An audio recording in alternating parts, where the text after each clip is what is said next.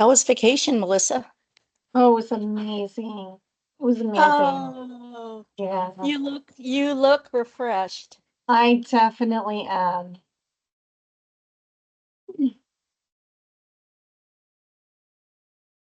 People waiting. Yeah, we traveled up and down the western states. So it was a lot of fun. Oh, fun. All right. No more bragging on your vacation. Oh, sometimes we have to live vicariously.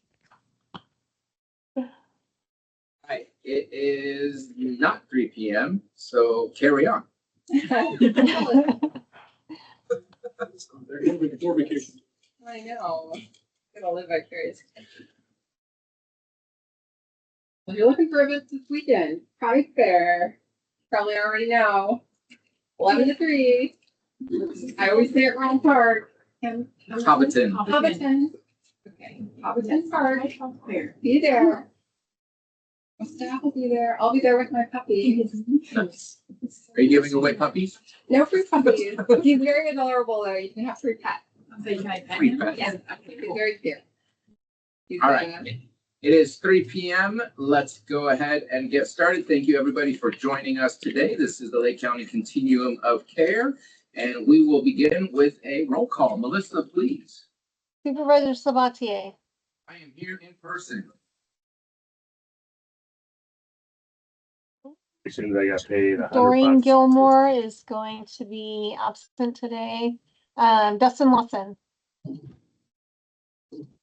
We have Hope Center on yet.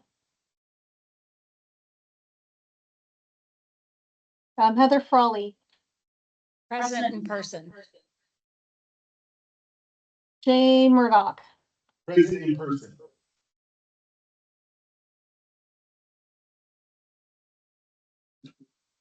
You turned it off. Shannon Kimball off. Wasn't me, actually. Did she say present? I do not see Pastor Shannon anywhere unless she's online.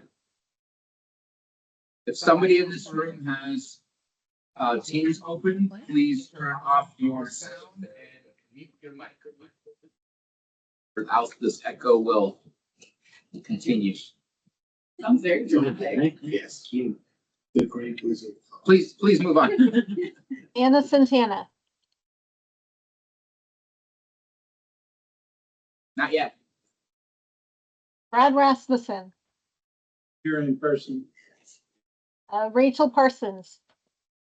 In person. Melissa Kopp, I'm here on Zoom. Scott Abbott. We're still waiting on Shannon. Yes.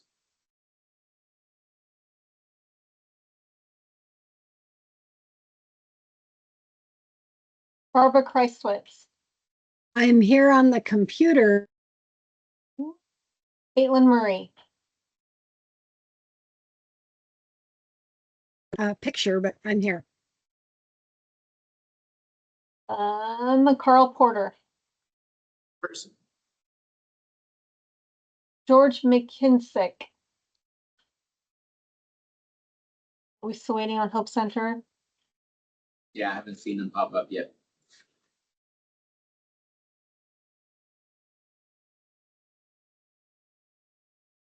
You can go back. Janet Taylor. Go back to the name you asked twice for. Third Got time's it. Shannon Kimball off. Maybe so I can make an entrance, but present. Janet Taylor. Present. Maria Parlett. Or Patterell.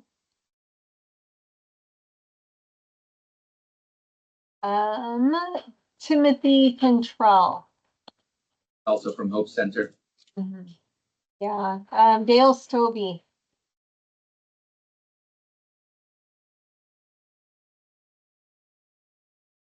He's. Okay,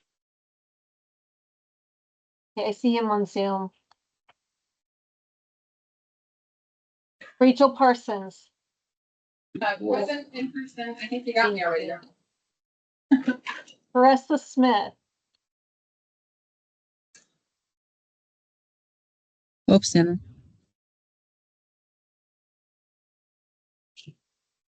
Elise Jones.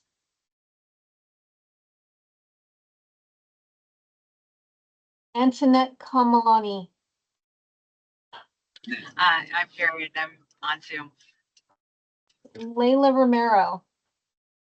Present on Zoom or Teams. Only Ben Anderson. Person. Kate Mather.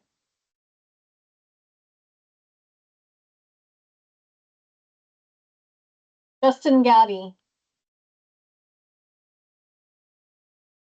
Ava Lara.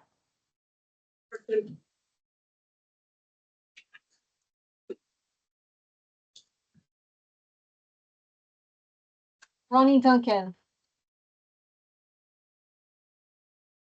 I am here on Teams. Justin Perez. Person. Tiffany Montel. Summer Walker. Angelique Cole.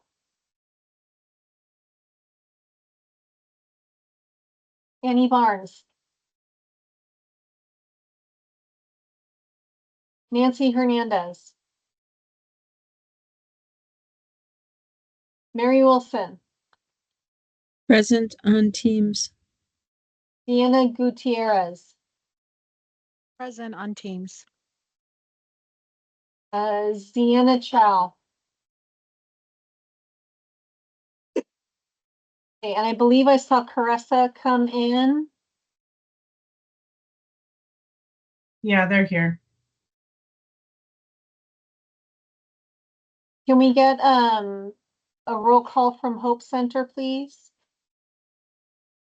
Caressa Smith, Hope Center, Dustin Lawson, Timothy Cantrell, and George McKissick, All right, thank you so much. and Tiffany Haw. And who? Tiffany? Tiffany Haw. Tiffany Hall? Okay, thank you. No Maria today. Hopefully she'll be able to join us a little bit late. Does that conclude roll call, Melissa? It does. Very much. Gotta be a way to do that faster. We need to talk. Let's move on. Additions or changes to the agenda? Anybody have any additions or changes? If you are on Teams, please make sure to raise your hand so we can call on you. And of course, in here, raise your hand physically. All right, let's move on. Approval of May 1st, 2025 meeting minutes. Any comments? Melissa Kopp, I have a comment. There's some errors in the meeting minutes, and if it's okay with the group, I would like an opportunity to clean them up before we approve them. Please go ahead and let us know where those changes will be. Okay, there's quite a few where it's just stuff isn't really spelled out correctly, not like in spelling terms, but very choppy notes from when I took notes at the meeting. So there's things like no motion or no reference to motions, just names in many of the areas throughout the minutes. I pull up the last meeting minutes and I can get more clarification on where exactly. I move that we postpone approving the minutes until our next meeting. I second. Okay, go ahead and clean them up and get them back to us and we'll approve it next time. Okay, thank you. And I don't think we need to make a motion on that, but thank you for giving direction. And I will just say that that sounds good to me. Let me get back to the agenda here. We are moving on to conflict of interest. If we are talking about you or your agency and there's funding involved, please recuse yourself and we will re-invite you back in once we're done. Public comment. Is there any public comment not related to any item on the agenda today, but related to the COs? I just had an announcement. Does that count? Do you want me to announce it now? Sorry.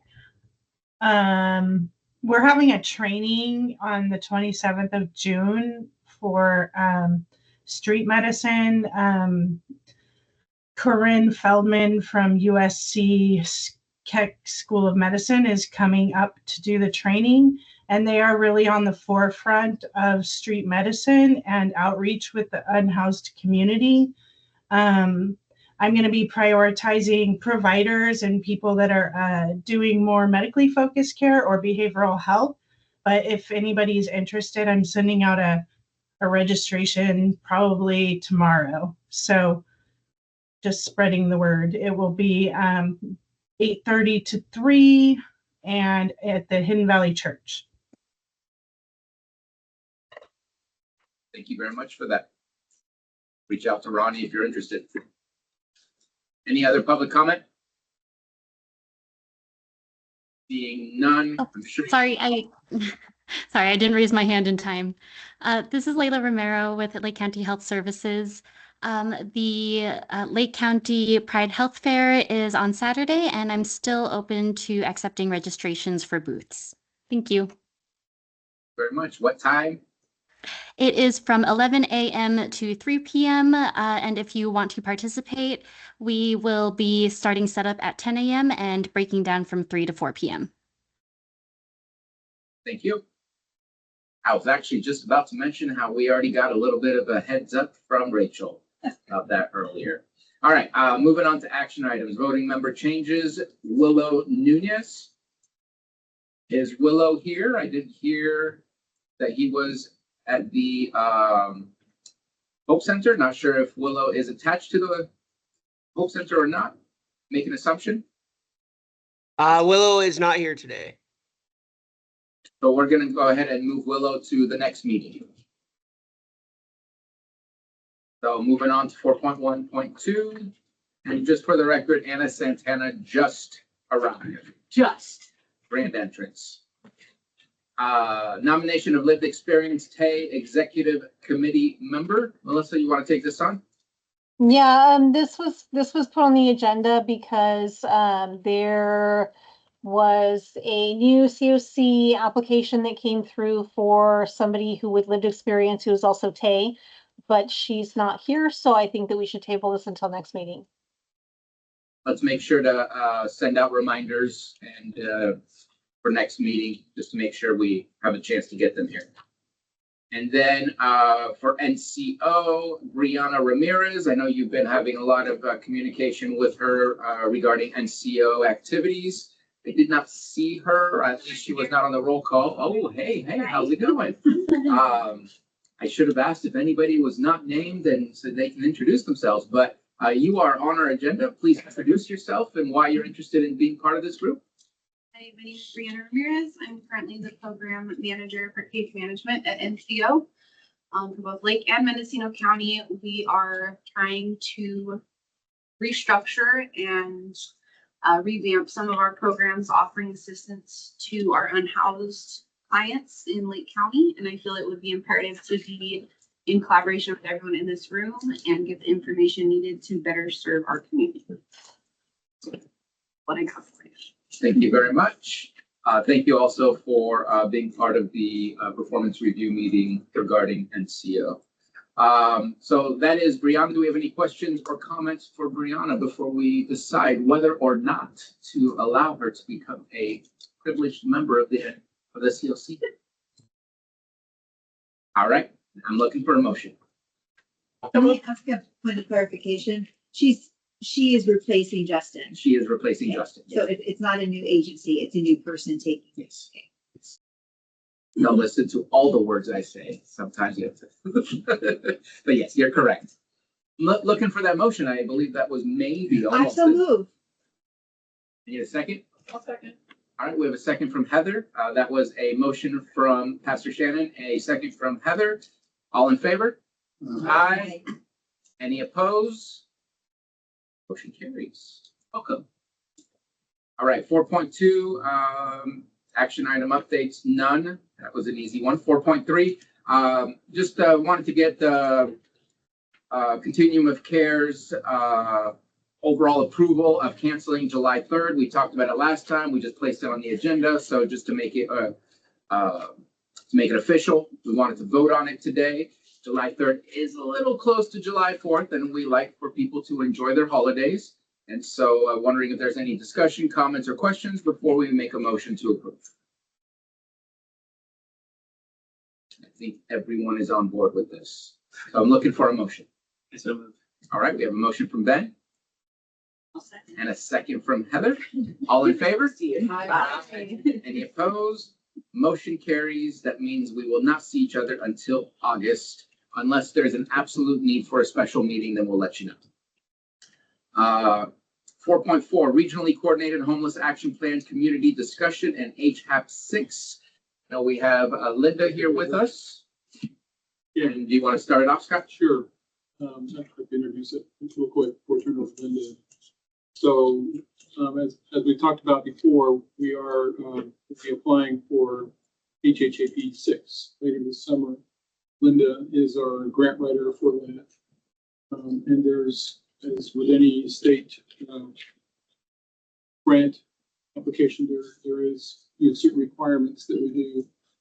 One of those requirements for HHAP 6 is having 3 community meetings, this would be one, where we talk about homelessness action plan, which we've had on our website for some time to discuss it previously. And we'll see if it needs some updates. And turn over to Linda for that discussion.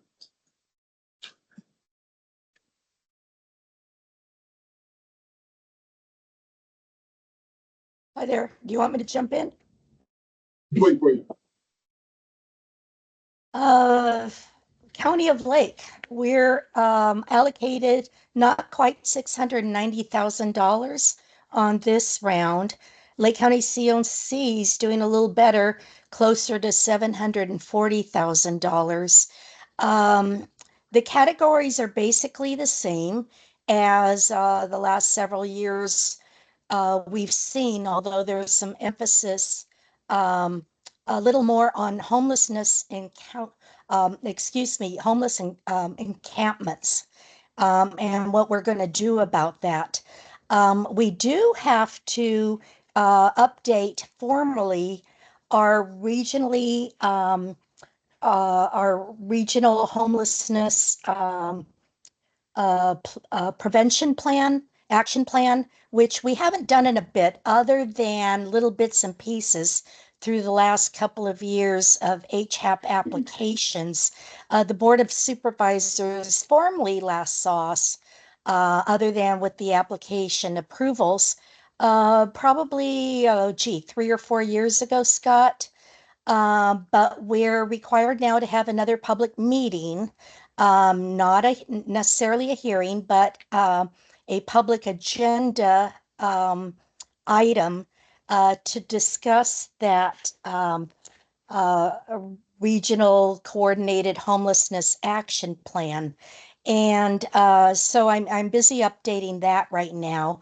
It, of course, will include all the usual COC documents on your, the strategies that you've discussed and adopted over the past couple of years. The big change is going to be including those encampments cleanup ideas. And we have to show that we're following the state's suggestions for how to best go around encampment cleanups and what we're going to do to get those people into housing related solutions. Scott, I don't know if you want to talk about that encampment resolution grant that was submitted a few months ago, but we'll be taking the language that went into that application and putting it into this draft regionally coordinated homelessness action plan. And that did follow the state guidelines at that time. So we don't have to have that encampment resolution policy formally adopted, but we do need to state in the HAP application that we do have informal policies, at least on paper, and that we've got plans to do something about encampments, and that we are considering encampment cleanup in the HAP budget. Other than that, I can't think of anything too different, other than they're putting more emphasis on the county's housing element performance. And so I'm going to be checking in with the county on how we've been doing on all that, including having to list our current affordable housing projects and when those are going to be coming up for expiration. Tax credits, for example, only last 15 years, and then they can go to full market rate housing. So there's some homework there. And we do have to do a better job of outreach in trying to get people involved in this action plan. And it's specified this year that we can't just include outreach to nonprofit housing developers, but also the for-profit housing developers. And we have quite a few of those in Lake County. And I don't think they're on our mailing list at this point. So I'll be talking with Scott and Melissa about that. The only other thing is we have to include if the county is going after the state's new pro-housing designation program. And that's something that the county would have to say, yeah, we're going above and beyond trying to provide affordable housing, and how we're going about that. And so it's not something the COC can take action on, but it certainly would be interested in looking into it and providing a recommendation at some point to County of Lake. So is Lisa Judd online with us today? I don't have the full list of who's on. I know that we are aiming for pro housing designation. I know that we have a special meeting on July 29th to go over our housing something. I don't know if the pro housing designated program will be involved in what we're reviewing that day.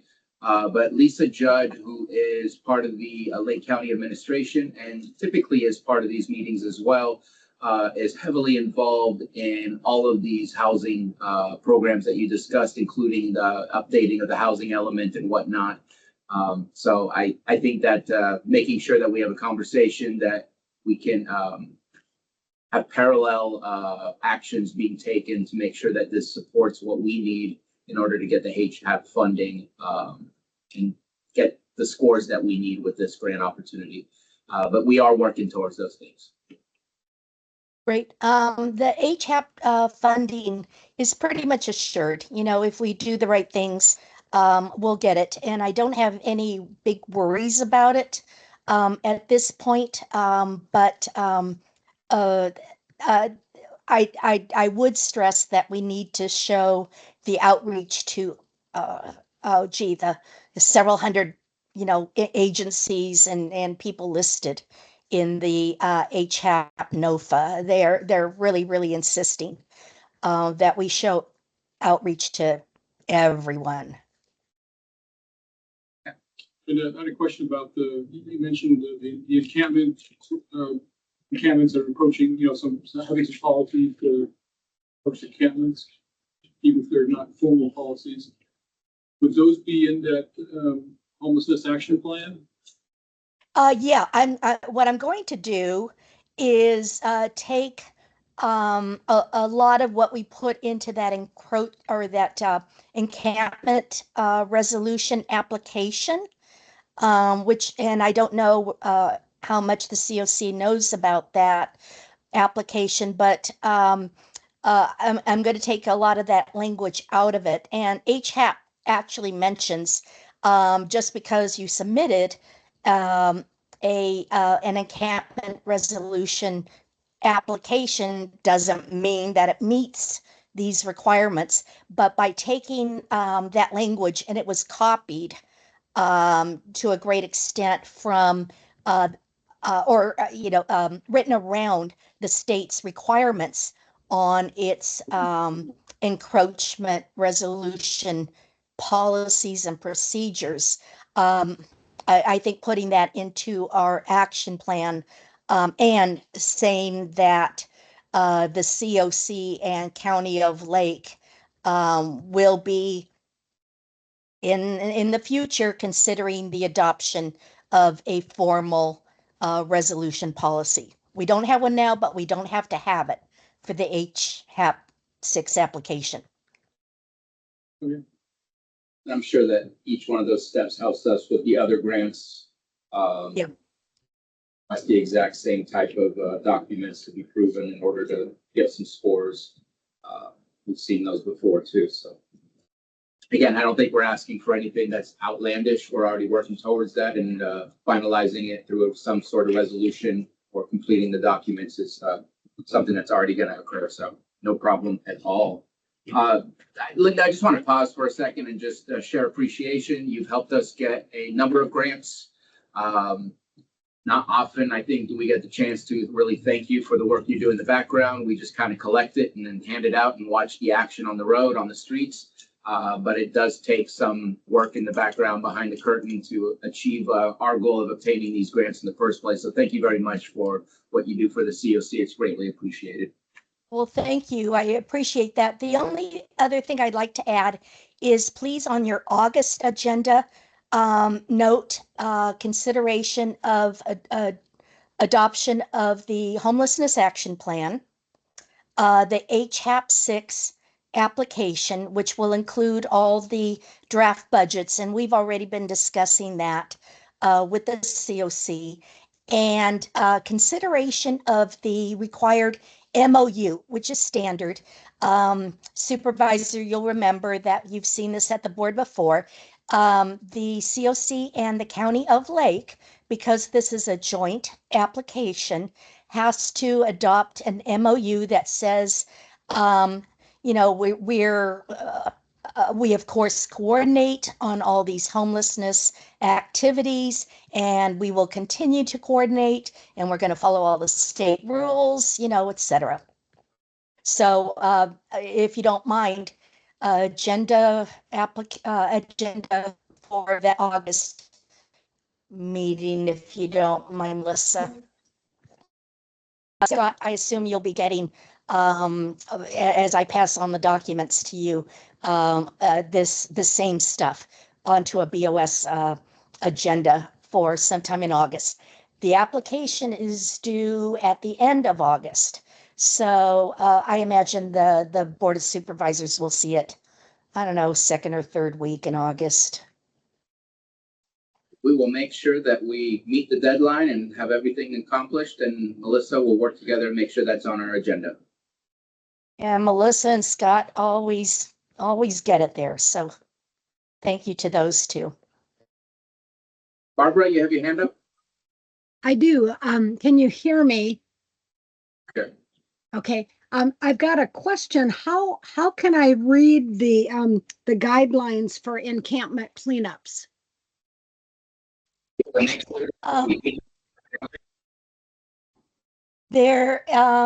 can, if you like, I can send you a website. It's actually on the State Department of Housing, HCD, and it's under the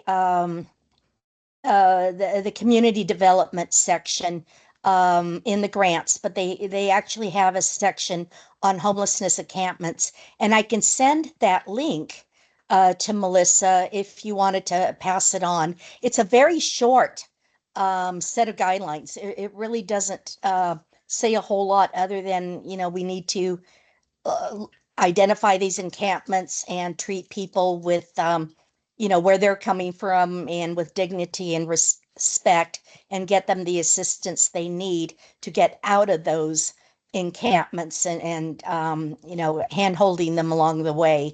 But I'll send that link to Melissa. Thank you. I want to ask Scott and Melissa, in the past, what have we used HAP funds for? I can spit out a few things, but I want to make sure it's correct. What have we used it for? Big portion goes to emergency shelter. We've also used it for prevention. We'll use it for prevention, rapid rehousing. Housing vouchers specifically, not just the emergency shelters. No, we haven't used it. I don't think we've used it for housing voucher, other than maybe rapid rehousing. Mm-hmm. It's been used for that.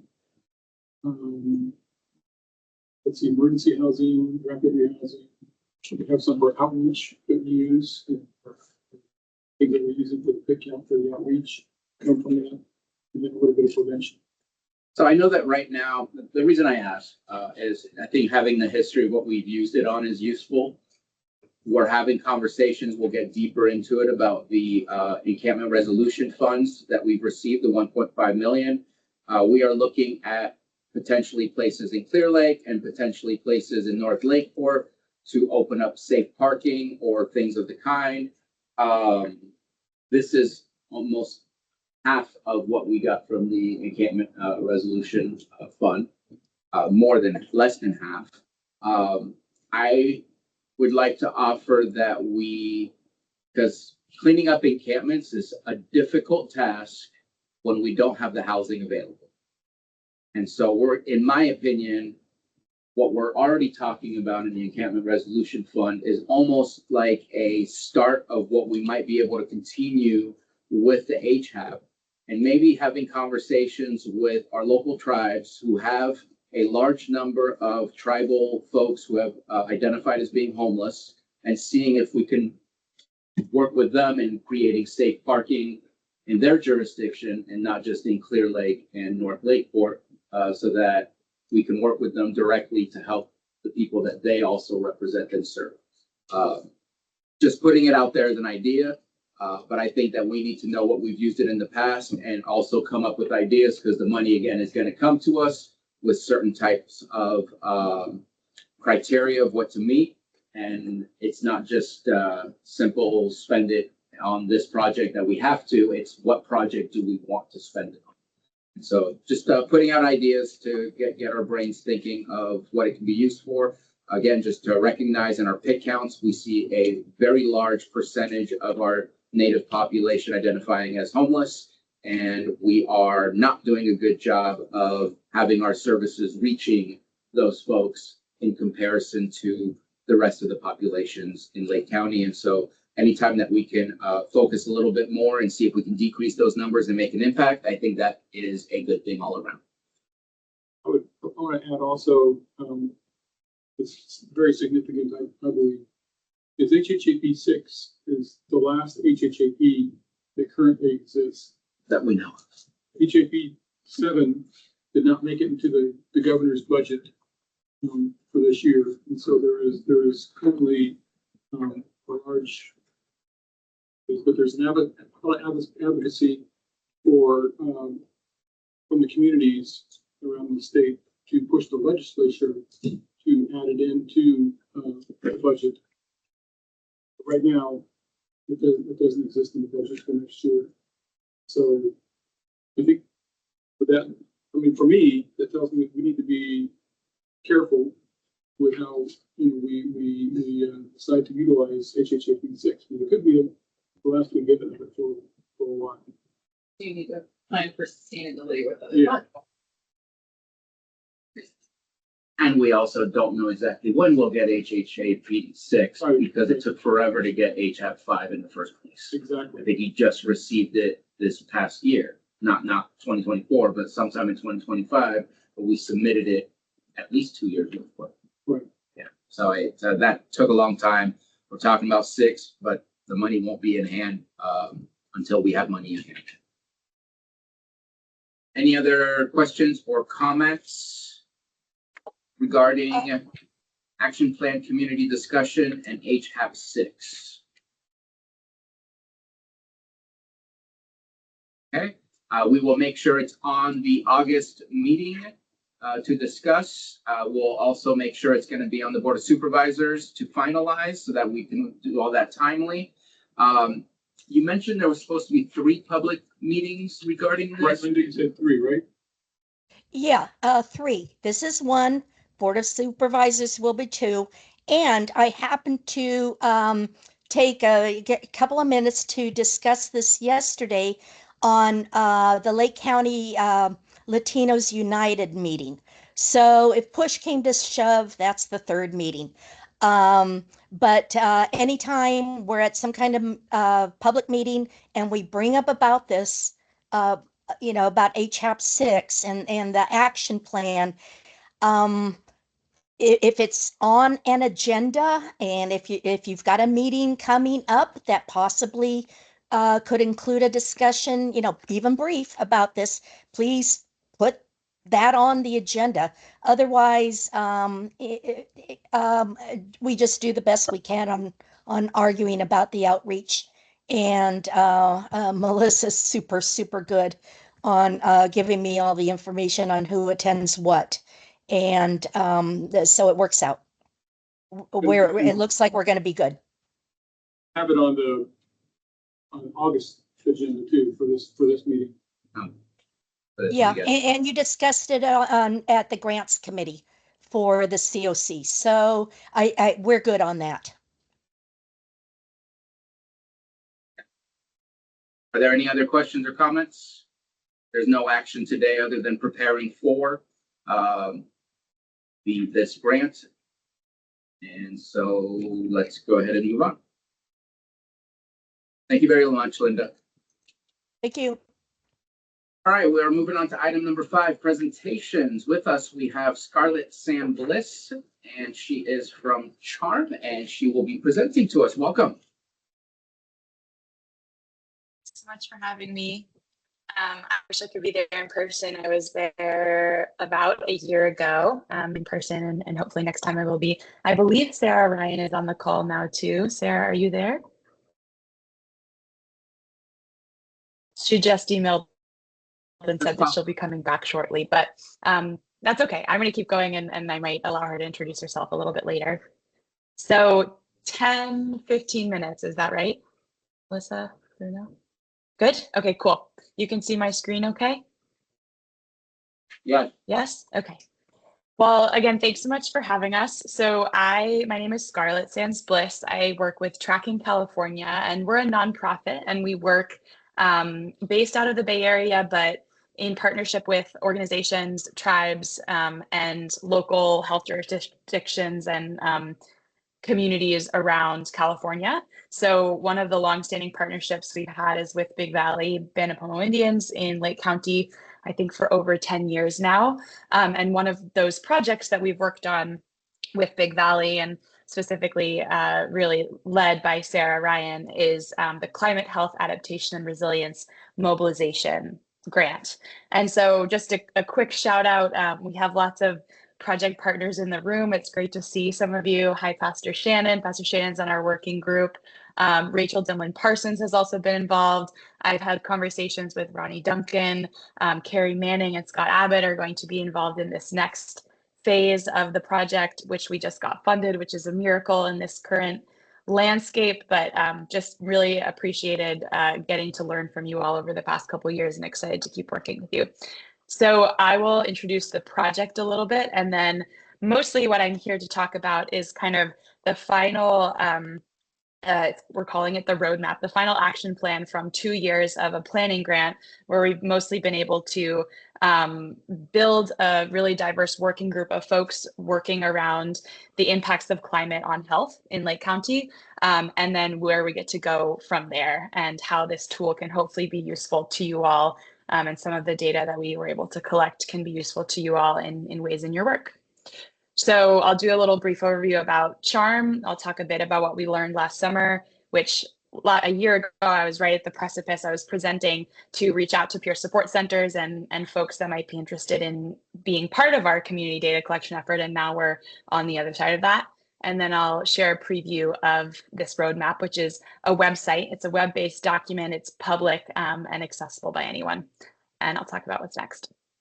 So to give another overview of the CHARM project, this was a 2-year planning grant that was funded by NIH that actually technically wrapped up 2 days ago, or maybe today, actually. I think you would keep track.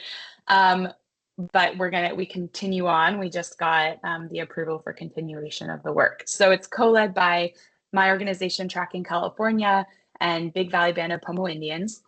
And the goals that we had from the start were to convene a diverse working group of governments, both tribal and non-tribal in Lake County, sort of led or spearheaded by Sarah Ryan and then our team, NGOs and community advocates, all who were maybe working in the area of supporting folks during extreme heat, during power outages, PSPSs, wildfires, and impacted by the harmful algal blooms, the cyanotoxins that Big Valley predominantly tracks also and does surveillance for in Clear Lake.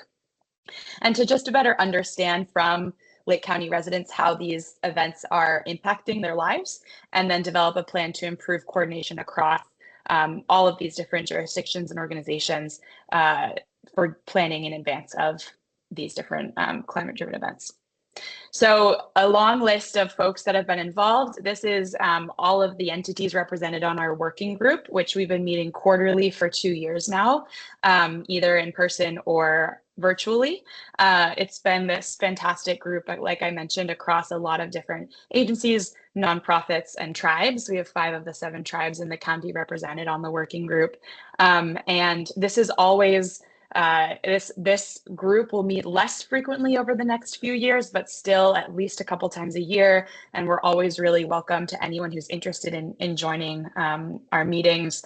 I welcome you to reach out afterwards.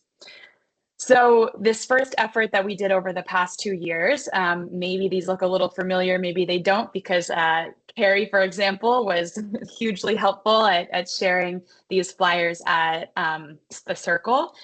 We went throughout a lot of different networks from this working group to learn from as many people as possible who might be experiencing the heat, working outside, experiencing PSPSs really acutely, were geographically isolated and had a challenge with transport, maybe in an emergency, anyone who might be impacted the most from these events.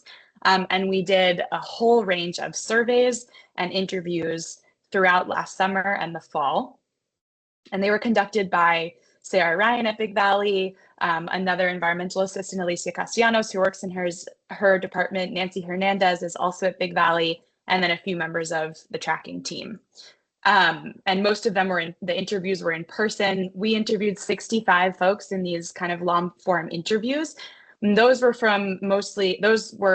all folks who identified at least with one identity that's really impacted by extreme heat. So it included a whole range of folks, unhoused folks, people who work outside, people who live in mobile homes, people who are seniors, or people who have mobility challenges, disabilities, substance use disorders, a real range. And then we also all summer long had a general public survey that was available online for anyone to participate in. There were weekly drawings of raffles for gift cards for participation, but we got over 230 respondents from all the towns and tribes in Lake County that responded to that kind of longer form survey. With all of these meetings, presentations, feedback sessions, we then have been building this roadmap. We're calling it Roadmap to Resilience.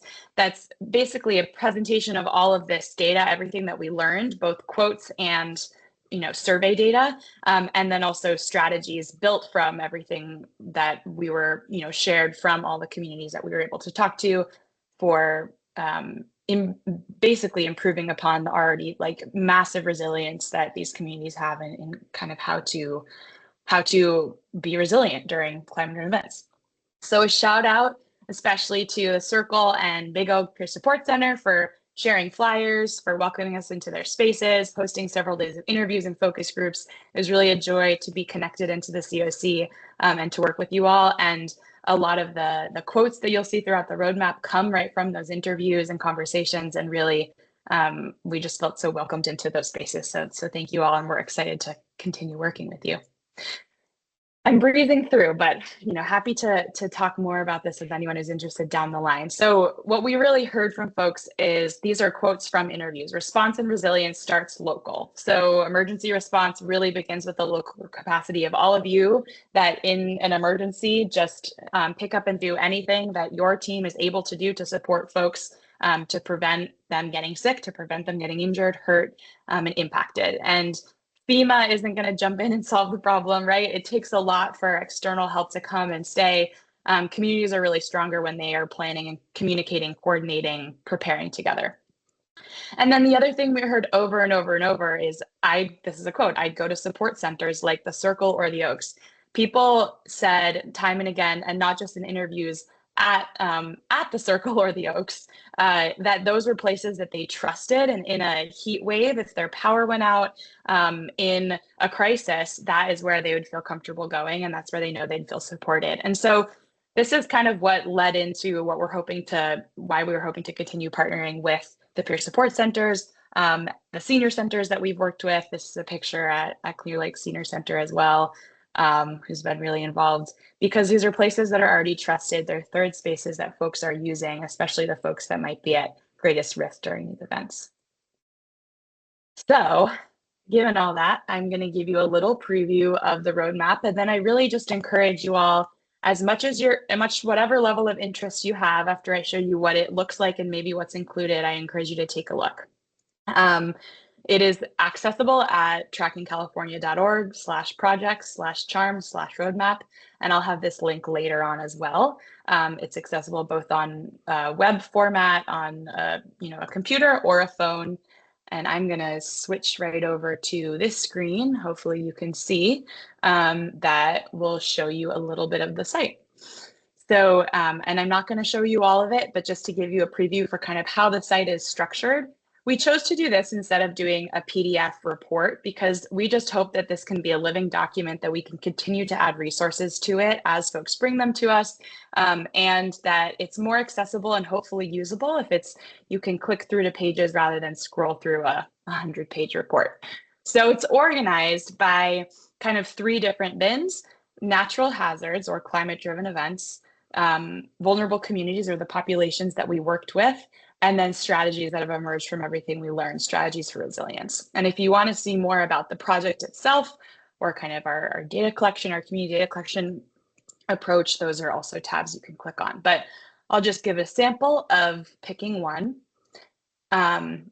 So natural hazards in Lake County, I'll click on extreme heat. And so on each page, we provided both, background information that folks really may already be connected to, but trying to bring a lot of it that's specific to Lake County in one place.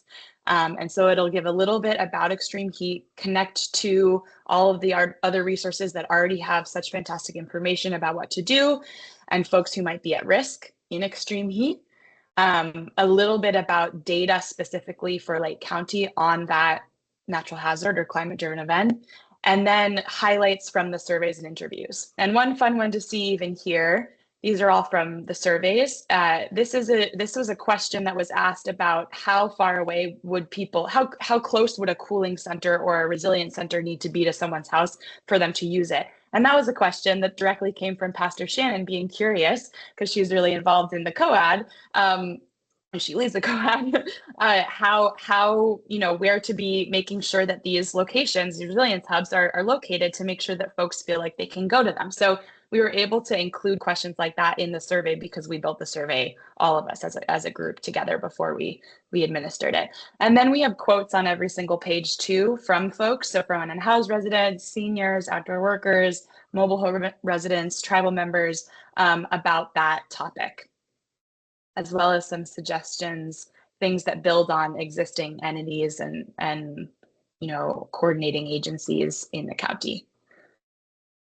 You can also look at this information by the communities that we talk to. And so each one of these seniors, like I mentioned, these different groups, you can then click into and take a look at kind of what we summarize, what we learned from folks in our conversations over the past year, who works with these communities, continuum of care, shout out, and then highlights from surveys and interviews from folks who were talking about these. And people were so trusting with sharing their stories, and we really just thank all the participants to such a deep degree that they were able to, when willing to share their experiences with us. And we're really excited to be involved in the work and that people were carrying. I'll jump off for now from that, but these are strategy areas that kind of built out of all of those conversations of ways to build on the already incredible work that's being done by groups like the COC, but other ways of kind of bringing those ideas together, and things will build on after the end of this project. And so I encourage you all, if you want to take a look at it, we just made it live and we'd love to hear your input. I know we don't have a lot of time right now for just kind of discussion, and I mostly, wanted to share it with you all, make the link known, make us as a project known to you all, hoping that we can keep in conversation. This is the evaluation form if you want to scan the QR code. And it'll also be available through the website when you go to the website pretty shortly. So again, I'll put the link to the website shortly after, but this is the evaluation form that also connects you to the website.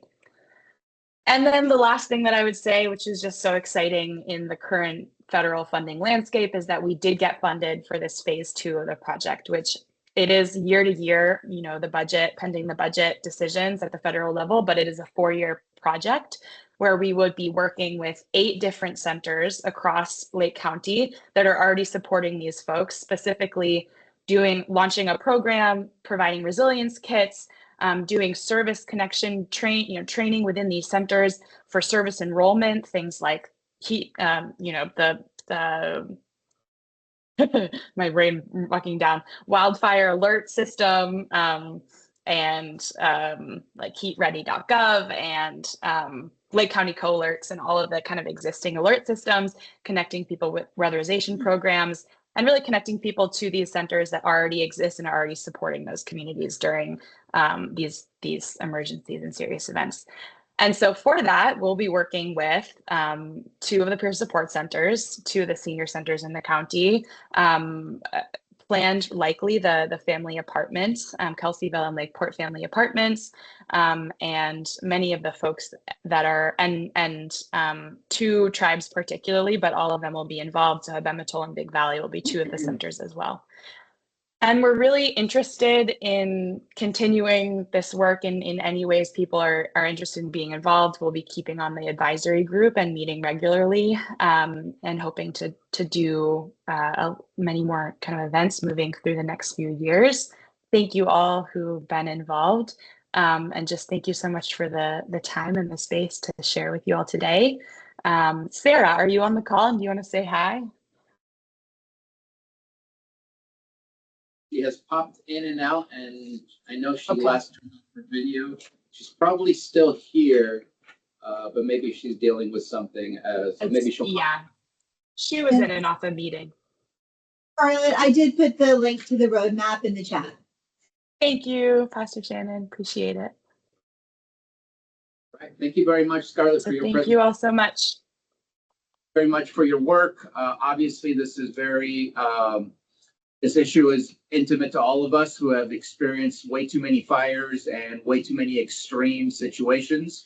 And obviously, right into the COC, the people that we are trying to serve here are also enduring these extreme weather phenomenons and trying to figure out ways to provide them a safe space. And so this work is important to the COC, and really thankful for the presentation. Are there any questions or comments? Scarlett? So I do have a comment. I couldn't help but think while you were speaking of a presentation that I watched, and most of us here probably know about social determinants of health.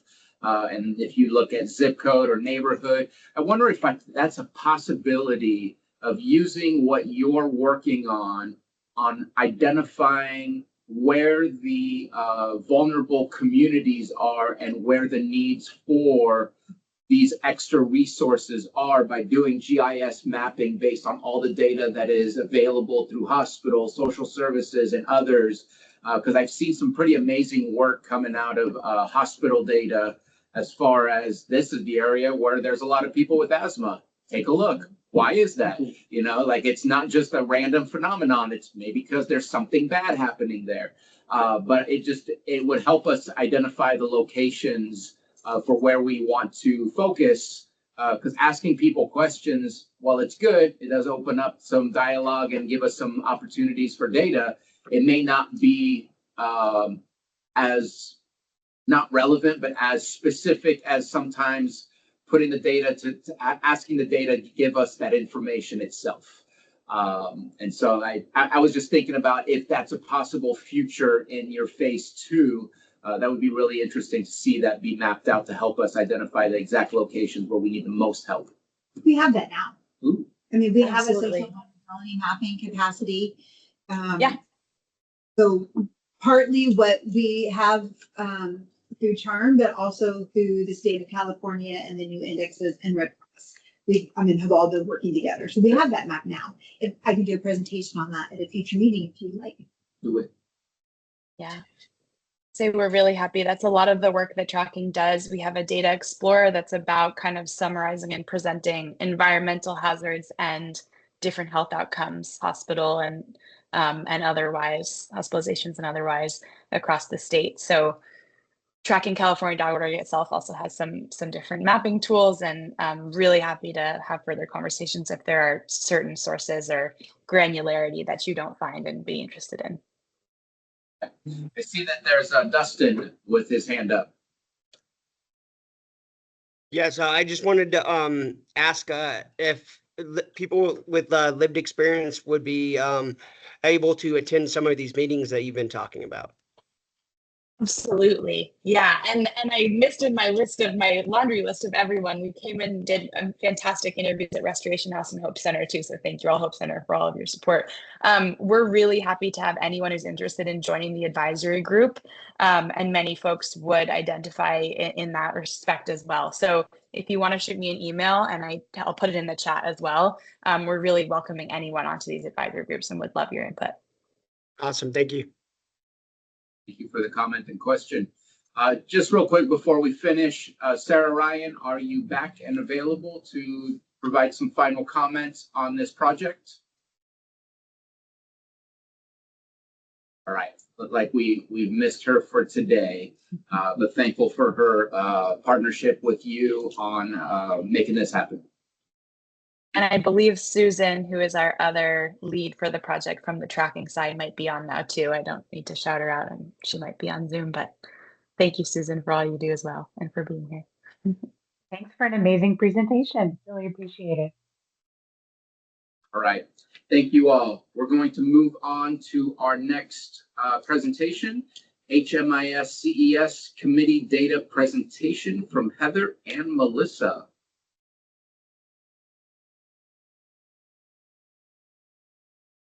I don't know who's taking the lead on it.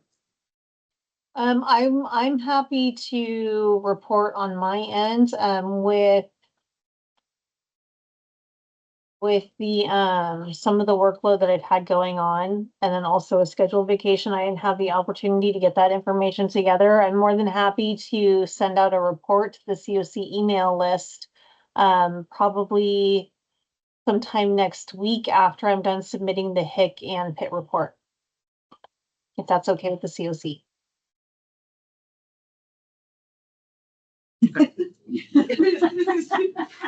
So I believe that this is part of our strategic plan to do quarterly updates, to look at the demographics, to look at the numbers. So let's put this on August.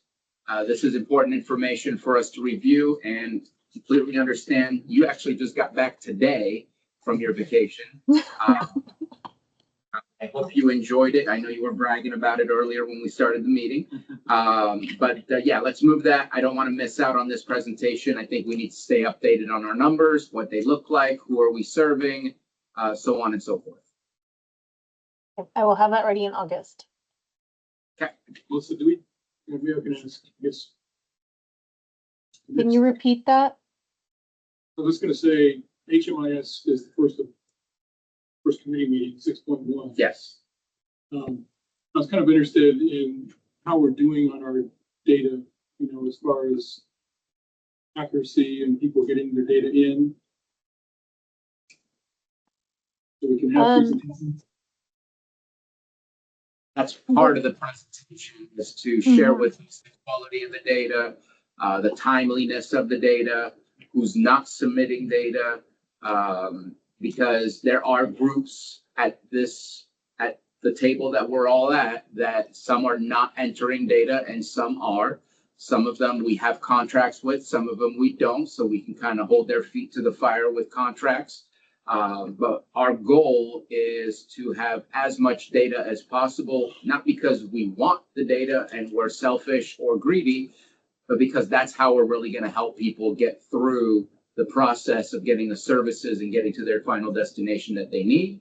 And also for at least the contracts, maybe not the rest, but at least for our contracts, the cleaner the data, the better the funding availability will become for the COC. And that is, to me, one of the most important parts, and I feel like I talk about it every single time we meet. We should be helping each other so that we can provide the best outcome for those that we're trying to help. And we need to get there. And I think that we are on our way with some of the discussions that we've had recently that we'll update you a little bit on in our committee updates. Melissa, before I call on Caitlin, I want to ask if I missed anything. And Heather, did I miss anything on that?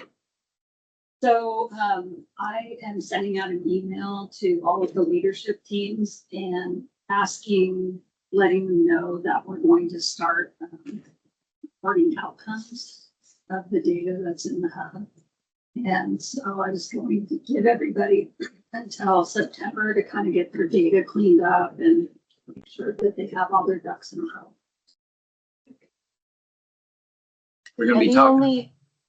The only other thing that I would add is that the agencies that I've noticed that have had some issues with their data, they're starting to work on it. And there's been a lot of communication going on with those agencies. And because of that, there's planning that's happening and more training that's taking place to start improving the data quality from those agencies.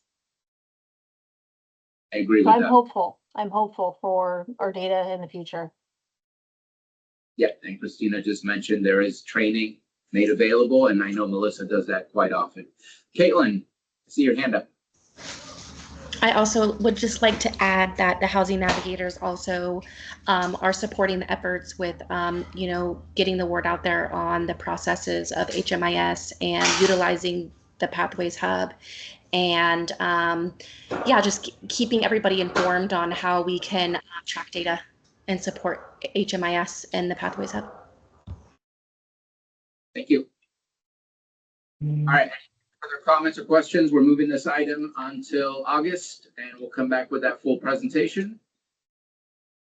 Item number 6, committee meeting updates, HMIS CES. Heather. So I was kind of looking at our numbers for entry, and we have 255 active people in coordinated entry. In the hub, we have a total of 362 individuals that have HMIS numbers. They can be in other projects, not just coordinated entry. And then 585 people who have HMIS numbers are inactive. So they've either moved or no one was able to find them. So. Or permanent housing? Permanent housing. Some people have passed away. Oh, Yeah. Some people have left the state, left the county. So yeah. Yes. Anything else from HMIS CES? Just really working on getting the 2 systems and getting systems in place. I know Adventist Health are working on making sure that everybody that's in housing navigation is also entered into the Adventist Health project and into coordinated entry. So we're kind of working out the process right now. And Carissa's been really good about doing the training and spearheading it and having people realize how important it is, and also kind of get our numbers up since we're all working on this. I did see a report from Partnership that was quite shocking. Layla may know what I'm talking about because I think it came through, at least I received it from Public Health. Sutter made a claim that, I'm going to make up a number, it might have been 4,700, it might have been 5,000 something, but it was like around 5,000 homeless people that they were identifying in Lake County. That was a very strange number I've never heard. I've heard a pretty large number from social services. I've heard a pretty large number from Adventist Health. But our definition doesn't meet the same. And everyone's definition is absolutely different, yeah. But it was a shocking number nonetheless to see on that report.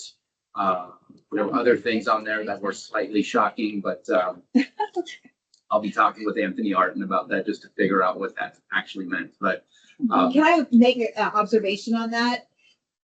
One thing is that when you look at when Partnership puts those numbers out, because I remember in 2018 they said it was over 2,000, and the core difference is that they get to include their numbers from the entire year, and many people aren't homeless all year. So somebody might be experiencing homelessness for a month or 2 months or 3 months, and they get counted whether they get housed afterwards or not. Might be a point in time, and there really are not many people who report themselves as homeless, but we do not verify. We take their word for it, and you do get kind of like advanced services from us if you tell us you are homeless. The 5,000? I will pull up the last report. It's definitely more than 2,000. But our definition of homeless is simply lacking fixed nighttime residence. Yes. So you can be couch surfing, you can be living in your car, as long as you're not someplace for more than 30 days and you don't consider it your permanent residence, you're homeless. And it's self-identifying, if I'm correct. It's self-identified. You don't send anybody out to make sure you're living under whatever rock. Yeah. Used to back in the day. Times have changed. Okay. Get back to my, any further questions for HMIS CES? Moving on. Jay, interfaith. Okay, so in previous meetings, I've used the analogy, if you give a mouse a cookie. Love it. That was Bruno actually brought this up on a phone call the other day, so I'm glad it's stuck in your head. It's stuck in mine. The idea being, as an interfaith committee, how can we get as many people together as possible? Turns out I've already made a mistake in that sentence, just trying to think of the interfaith group as one mouse. Because it turns out if you give one mouse a cookie, the other one's going to want a chocolate chip, the other one's going to want, the other one's going to want. And it turns out you've opened a bakery just trying to do something on behalf of the whole. And case in point, I have put out 4 different surveys doing very minor things. How many, and I want to be clear because I'm sitting next to Megan and Heather. When I talk about the faith leaders, I'm not talking about the interfaith committee. I'm talking about what happens when you work with the pastors of all the churches in Lake County. Question number 1, would you like to keep our luncheon that we do every month at Happiness Health, or would you like to move it? 50% of the group says move it, 50% of the group says keep it here. Would you like to come together in order to use Adventist Health as a new opportunity for evangelism? 50% of the people said, let's do it. 50% said, stuff it. Okay, great. The third one we put out was, would we like to create a web page for all of us to post what we're doing faith-wise in Lake County? You want to guess what the numbers show? 0. And I can, oh no, 50% said yes and 50% said no. Now, if you think for a second, I've got like 50% of the group and they're all on board for a lot of good things. Every different survey has different people on different sides of the map. There is no consistency whatsoever. Not only are we creating bakeries, we're creating bakeries for things we're not even baking. This one's gluten-free, this one. It gets wilder, Bruno. Let's go one step further. Would we like to create a census for how many churches exist in Lake County? We are stuck right now, presently, in a conversation on what constitutes as faith. And we can't move until the people in the room decide, well, if you're going to put them on the roster, I don't want my church on the same roster if they're on the roster. We're gridlocked. And it's not a self-identifying roster. It could be. It could be because the request was, did I get your church's name correct? Did I get your office number correct? Do I have the correct name of the pastor? And is this the best way to get a hold of you by email? What we should have done is look for your thing, found your information, and click the yes button. What ended up happening was, whoa, whoa, whoa, whoa, whoa. That's listed as a church? Now, I'll be clear. My data point came from google.com, Lake County Church, enter, copy paste.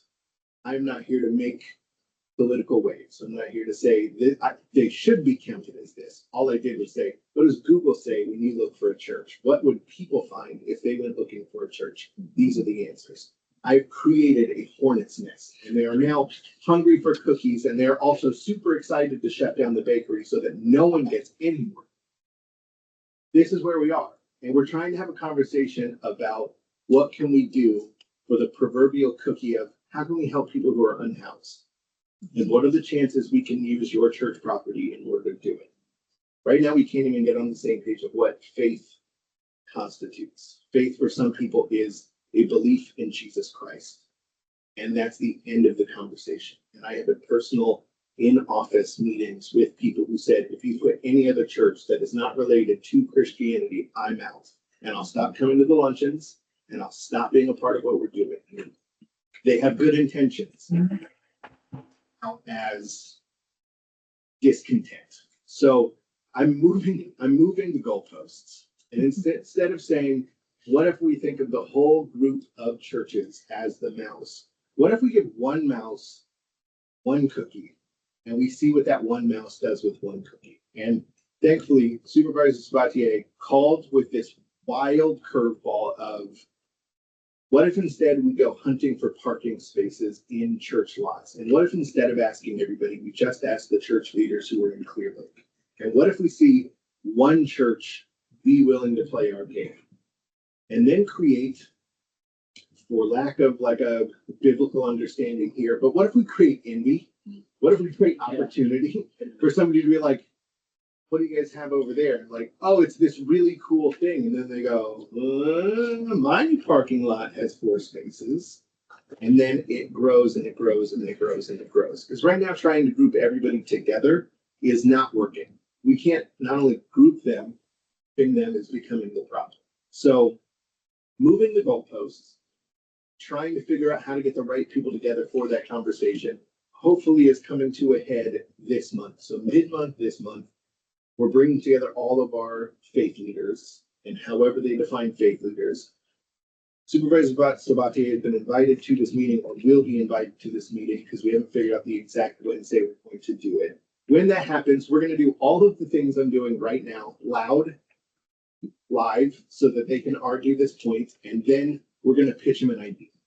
And it's not going to matter because the best part of this is you and I working together. You're going to hear all this buzzing, and then it's going to stop buzzing, and then you're going to pitch an idea. And if somebody raises their hand, I think we go after that person. And they simply say, I'd like to hear more about it. Great, let's start there. Instead of trying to build the whole bridge, or see how they do it in other places, they like airlift things and they drop it down and we're trying to build the scaffolding. I think you and I are just going to be working on, what if we had this brick and we put it close to this cliff in hopes that someday we figure out where the end of the bridge is.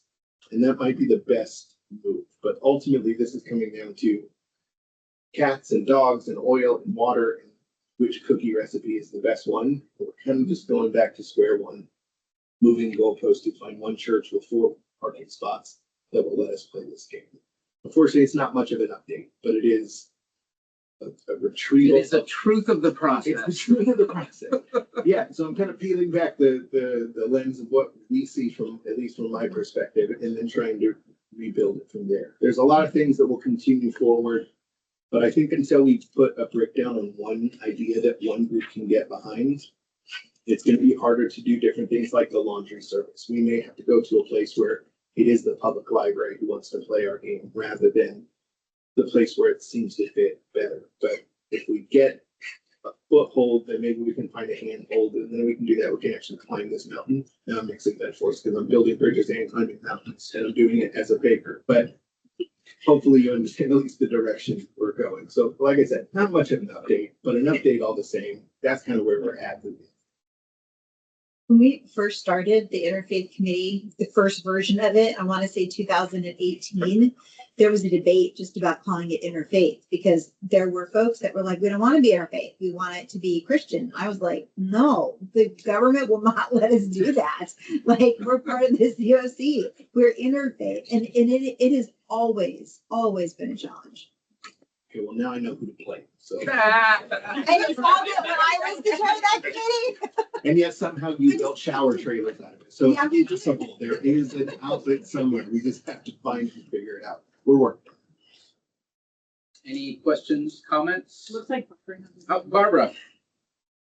Yes, Thank I just wanted to add something that they had a parking lot ministry at the Quaker meeting in Santa Rosa for a couple of years.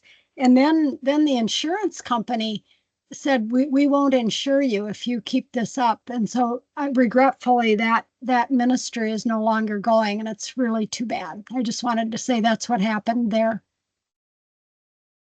Well, we will see if that obstacle comes, and if it does, we'll see what we can do to overcome it. And that's where some of those dollars might be helpful to enhance their insurance. Yes. I'm not saying that's what we do, but it's a possibility. Now that we have the funds, I think we need to find a way to solve the problem rather than confront with the problem and not be able to overcome it. That's the cool thing too, is that the dollars feel like ammunition behind an idea. It's not simply saying, wouldn't it be cool? It's saying we have the ability, we just need the location. And I think that really does speak volumes because it's not necessarily where the liability starts and ends. It's what are we going to do if? And I think there's a comfort in knowing that, well, if it happens, it sucks to be you. We can say it sucks to be all of us, and we're not going to let one person take the hit, but we have ways to absorb that hit. Appreciate the conversations with you. I've spoken pretty openly. You have as well. And we come from different places, but yet we still find that common ground. I think that we can make something happen, and I don't think it'll be jealousy.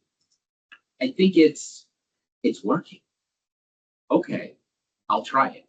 I think people are scared. I think people don't understand what they don't know, what they haven't experienced. And I think we just need to show them that, hey, it's happening on this person's parking lot and they're not complaining about it. They're actually speaking highly about how it's working. That will maybe change to say, let's give it a shot. So I'm hoping it's more of inspiration than it is jealousy that comes out of it. And I have had a conversation with the pastor of the Church of Nazarene, I think it is, with Chris Gravison. Just randomly, I was invited to his radio show, and just right before the show, just happened to come up and talk to him about safe parking. He's interested, so maybe we can bring him in as a plant, where he raises his hand automatically saying, I'm interested. That way there's no hands that go up.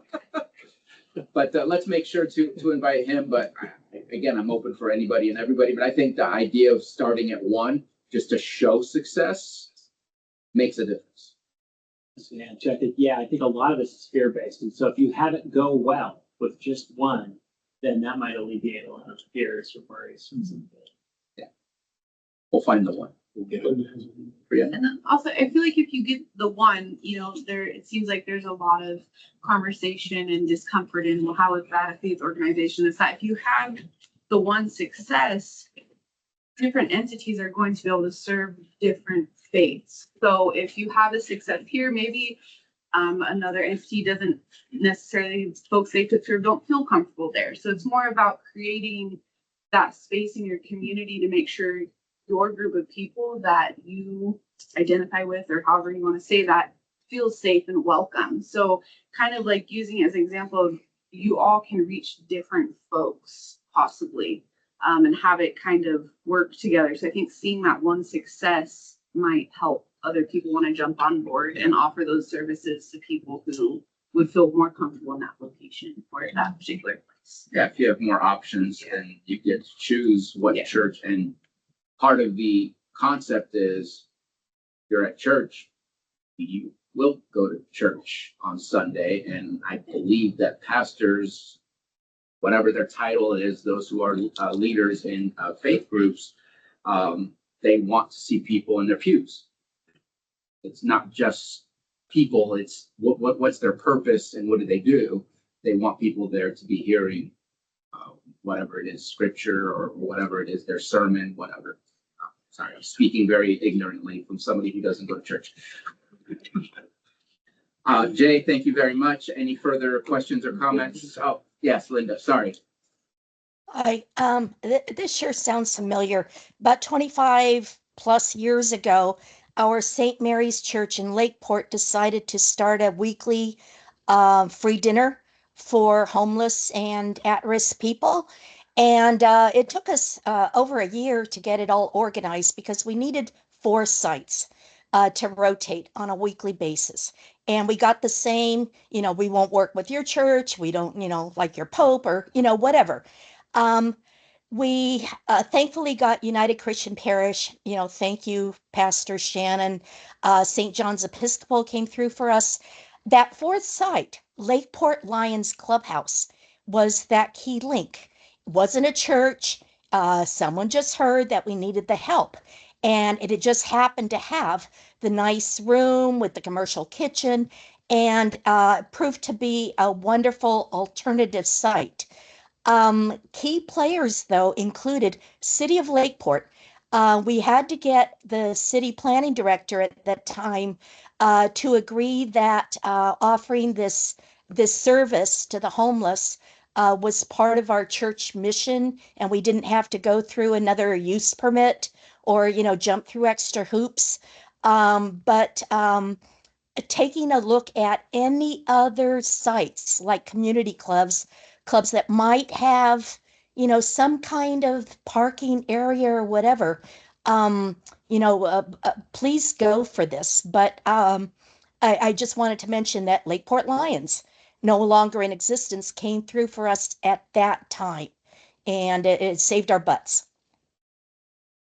Appreciate with the history lesson, learning from what we've made work. All right, let's, by the way, time is ticking, and I'd like to pick up the pace a little bit. Performance review, if Heather doesn't mind, I will provide a brief summary. We reviewed Worldwide Healing Hands, we reviewed NCO, and those were the 2 last holdouts from past performance review grants. And we also reviewed RCS for Hamilton Haven for their first 18 months of providing their services over at Hamilton Haven. We have some issues, and we are going to come out of the performance review. I have not yet filled out the paperwork for the final draft of the summary of what was discussed.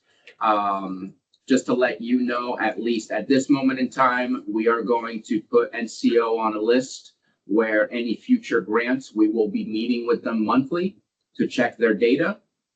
There was a lot of gaps in their data in order to close out that last grant, enough gaps to be concerning.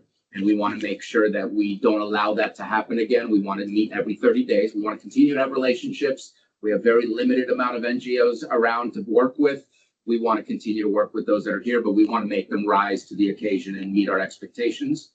RCS, we are going to start meeting every 30 days. We just approved a meeting cadence with them to, again, get them to meet our expectations for data, because it's just not where it needs to be. And so it's not an official performance improvement plan, but we are trying to push and say, hey, this is not acceptable. We need to get to a better place. And so far, the reaction from the agencies has not been defensive. It's been, no, we want to get there. And so I think it's a good way to approach the situation, at least currently. If it continues, we might have to take a different approach. But I have hopes, and Melissa just stated, and Heather just stated, that there seems to be positive momentum at this moment in time. So that's the update from performance review. The Worldwide Healing Hands was a little bit more difficult. It was a little bit more of an off grant. And again, being so old, we just kind of said, you know what, we'll do a draft real quick, but we won't do the same outcome as RCS and NCO. So that'll be coming soon. And we want those final performance review summaries to be made public, to go along with, here are the grants, here's our performance review, here are the RFP. Like, the whole storyline needs to be transparent and public. And we've talked about that in the past. So that's all coming and moving along. And we're up to date on our performance review, which is outstanding. Thank you, Holly. Any questions, comments? Point in time count. Pastor Shannon? First, I want to request 20 minutes on the next agenda. Got Not July now, but August. Final numbers will be completed Friday, a week from tomorrow. Melissa's been working on that. I plan to have I scheduled a meeting to talk about the preliminary report and specifically the tribal data. And then I got deployed to the Palisades Fire. So that meeting did not happen. But I do want to, because you made a comment about the tribes earlier, I do want to clarify that in actual fact, we had a significant decrease in the number of people identifying as American Indian, Tribal, Indigenous, Alaska Native this year than in previous years. And because we ask when they identify as being Native American, we ask what tribe, and some of our Lake County tribes had a number of zero people saying that they were experiencing homelessness. So I just want to acknowledge that the tribes have been doing an incredible amount of work, and they are not seeing that huge increase in their tribal members becoming homeless. Now, it also needs to be noted that we have like 7 tribes here, and there are many, many, many more tribes. So there are many people who are not enrolled in a tribe that still identify as being Native American. So I just want to put those caveats out there when we're saying things like the tribes have large numbers of homeless. That's not really on its own. It's not a standalone sentence. So that was the first thing. And we had great participation from some of our tribes this year, specifically even to tribal members and administrators approving people doing the survey on the sovereign lands, which we have not had in the past, and we missed. We didn't get it for all of them, as you know. We missed a couple big ones this year. So I want to acknowledge that. And then a couple other things just to say fairly quickly in terms of the official numbers that will be coming out in the pit count. The process is Melissa will finalize those numbers to HUD a week from tomorrow, Friday. And then I'll prepare sort of the slideshow, kind of what you saw the preview of last time. The COC. The not final. The not final. The draft. The COC approves that presentation, right? And then that becomes the thing that we all can talk about and that we can share. And that will be posted on the website once we as a COC have approved it. A couple of other things that I wanted to mention. Linda made me think of this when she was talking about free kitchen, which is still existing, by the way, all these years later. In 1990, that was the first year I opened a homeless shelter. And the way that we did it back then was a rotating shelter. So each of the churches, and there were churches, each of the churches only had it for one night. And that made it a much easier sell. Because each of the churches was like, oh yeah, we could do that for one night. Each of the churches provided meals. They had bathrooms. They let people come in. They didn't all have showers, but it was only for one night. We brought tutors in. We brought computers in. So it might not just be one church, but it might be one church that says, we'll do it on Mondays. And so just to kind of put that conversation out there. And then one of the things that we were asked to do in January after the pit count was to make a list of the things from the surveys that we got back.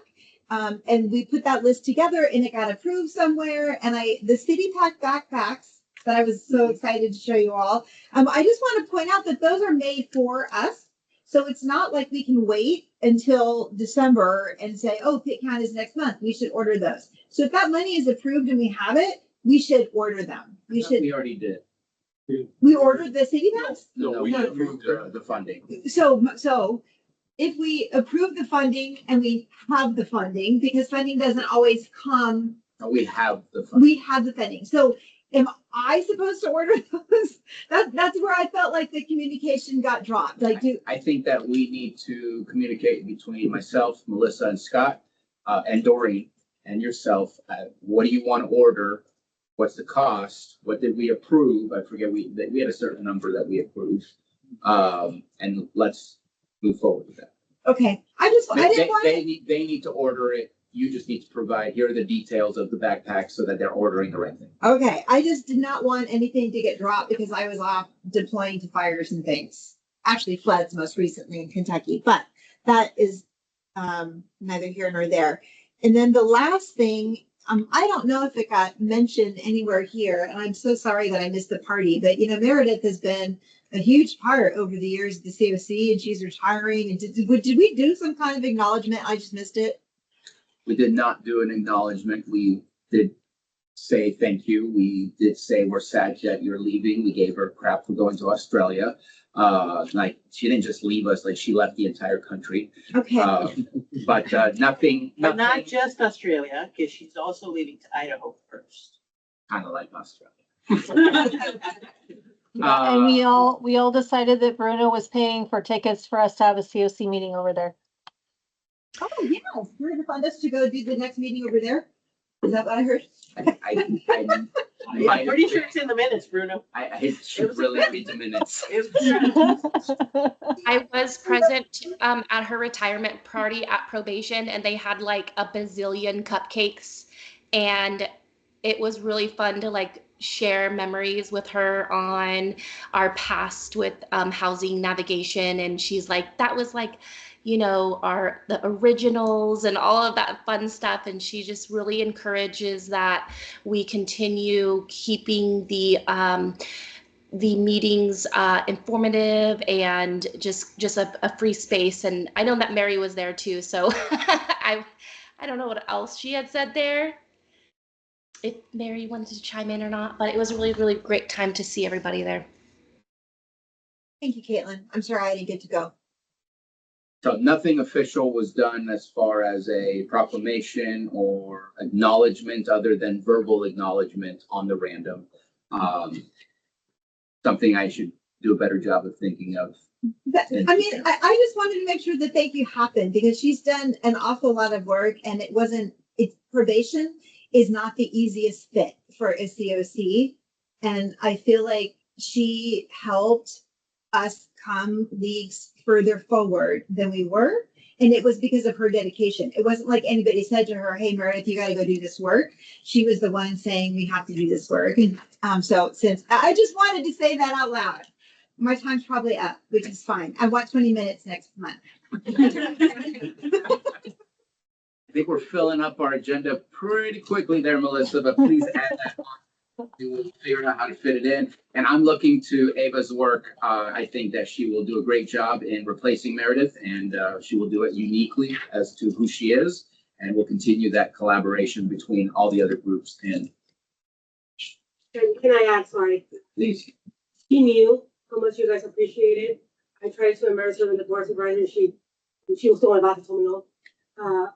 She was not the one that did things and wanted people to know what she was doing, you know, and I think that was who she is.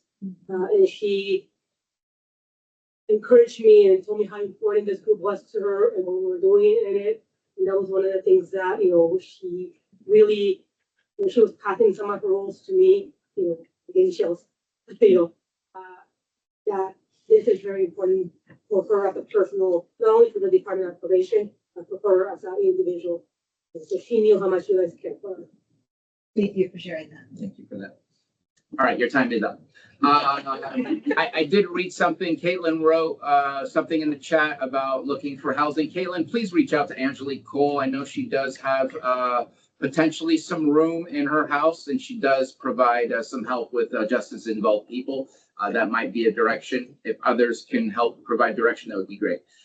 Next is strategic planning. Anna. So we finalized a lot of planning for our open house event on September 24th. There was a list of to-do list for several people to follow up on, and I think we're waiting on a save the date flyer. Yeah, let's get that out. Somebody was going to make a flyer somewhere. Okay, was that me? I don't know. Sure, I can't remember. Somebody was going to make a save the date flyer because I don't know how to do those things. Okay, and Melissa, let's work together on making that flyer, save the date, so we can send it out to all of our agency partners.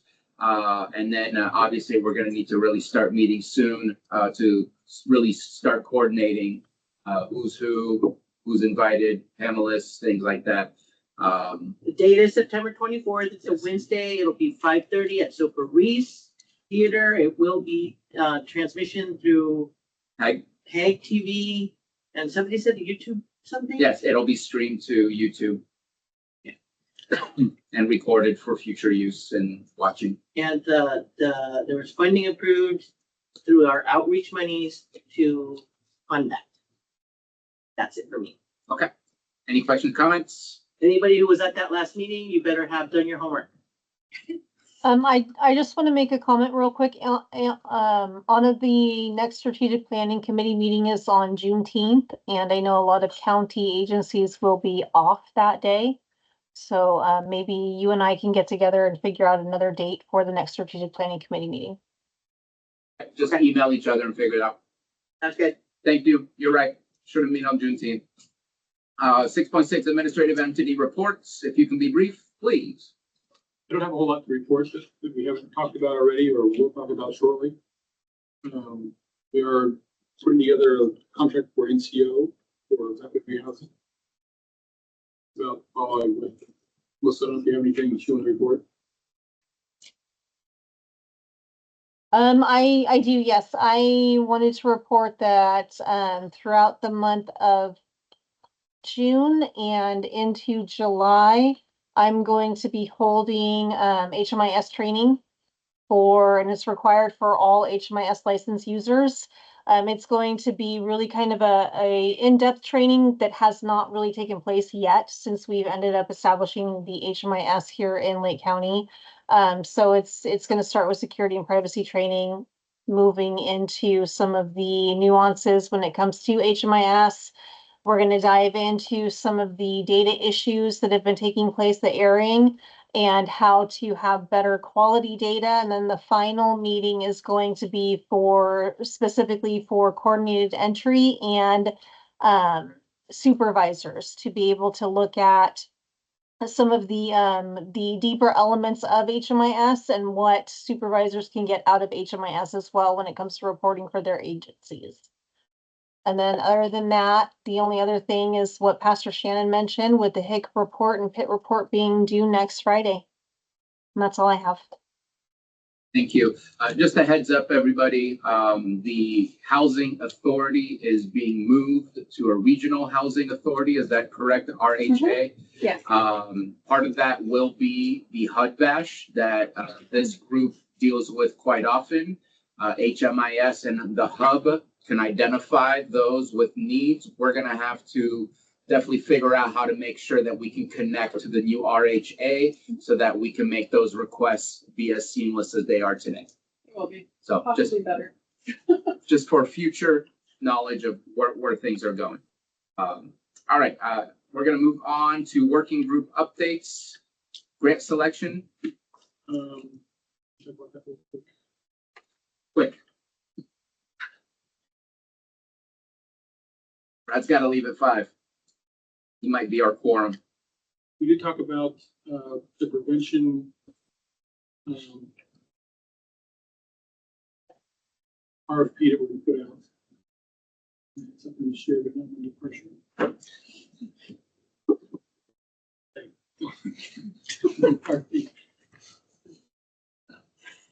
You know, While you're looking, I'm working on a prevention flyer that I need to finalize and send to the group that I was discussing it with.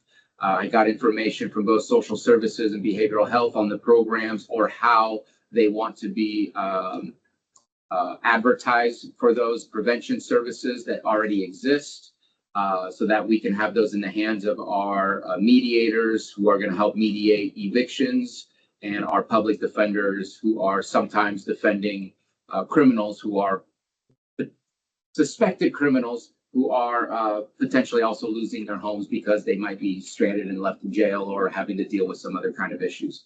So we want to get those into the right hands to try and reduce evictions if we can.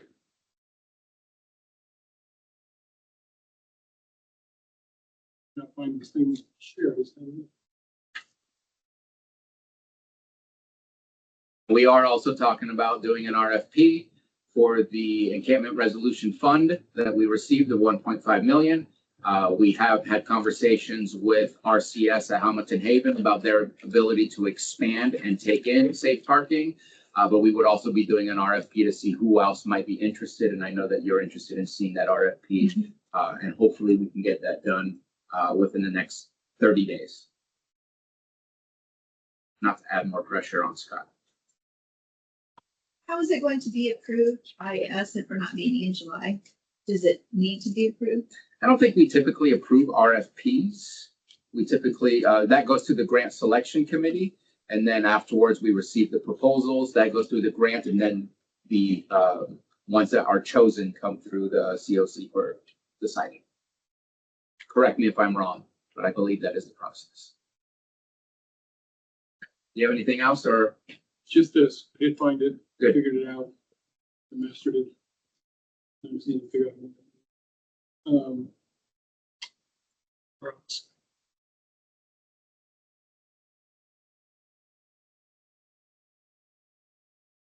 Anyway, this, what you can see is language that we developed for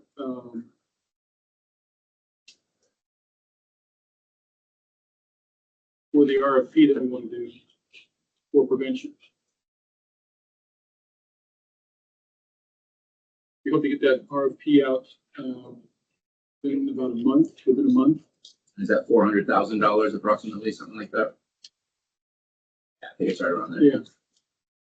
And so these are some of the things that we have put in there to be able to use prevention for, including what's it called, Bruno, working with the evictions. With the public defender. Yeah. Yeah. Mediators. What do we call that? Justice involves something. We had a name for that. Eviction prevention, justice involved eviction prevention, I think, or something. Something, I thought it was drawing a blank. I thought it was Okay. simpler than that. Okay, well then, sorry. Eviction Justice reduction. involved. Anyways. I mean no offense, but I would prefer we take that down just in case there's somebody in here who's planning to submit to the RFP and this is not out yet as an RFP. I just don't want to give anybody a head start or an understanding of what's written. And so close your eyes if you're interested. Well, the RFP is going to be the RFP. Yeah. That's going to be, what's going to make up the RFP. Again, we'll give people 30 days to submit it, so it's going to be public. But that's probably our next big project as far as RFPs concerned is the prevention. Okay, I'm going to cut you off right there. Any questions, comments? Okay, moving on. Housing navigators. Sorry, Scott took a lot of your time, so you're going to.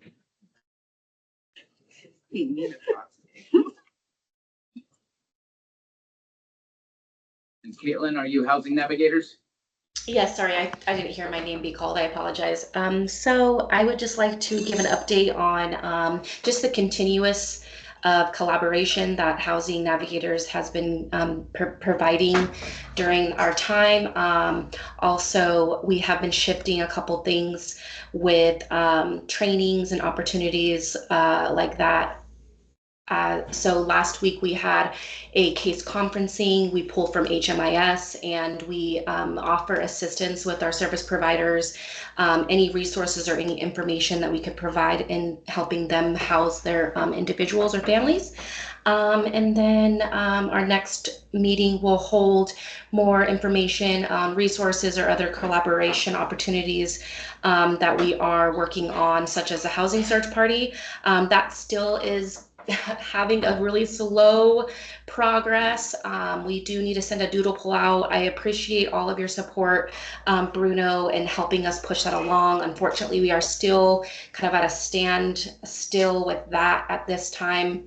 I do want to be involved with I want to bring the housing navigators to be involved with strategic planning. So hopefully we can, still make that happen. So I will be present at the meeting on the 19th, unless there's a change in that, but I am available. So I think that's all that really is going on. Is just we continue to have case managements and collaboration support. So that's all that I have for that update. Questions or comments? Let me know if I need a bigger stick, Caitlin. I will help out again, see if I can get responses for you. Thank you. I think so. I want to just also share that I don't know how to doodle poll. So it's a learning opportunity. So I'm definitely jumping in and wanting to get that started so that we can get that out there. So sorry. Thank you. This is help for a simple doodle poll for the group. Thank you. It's working group.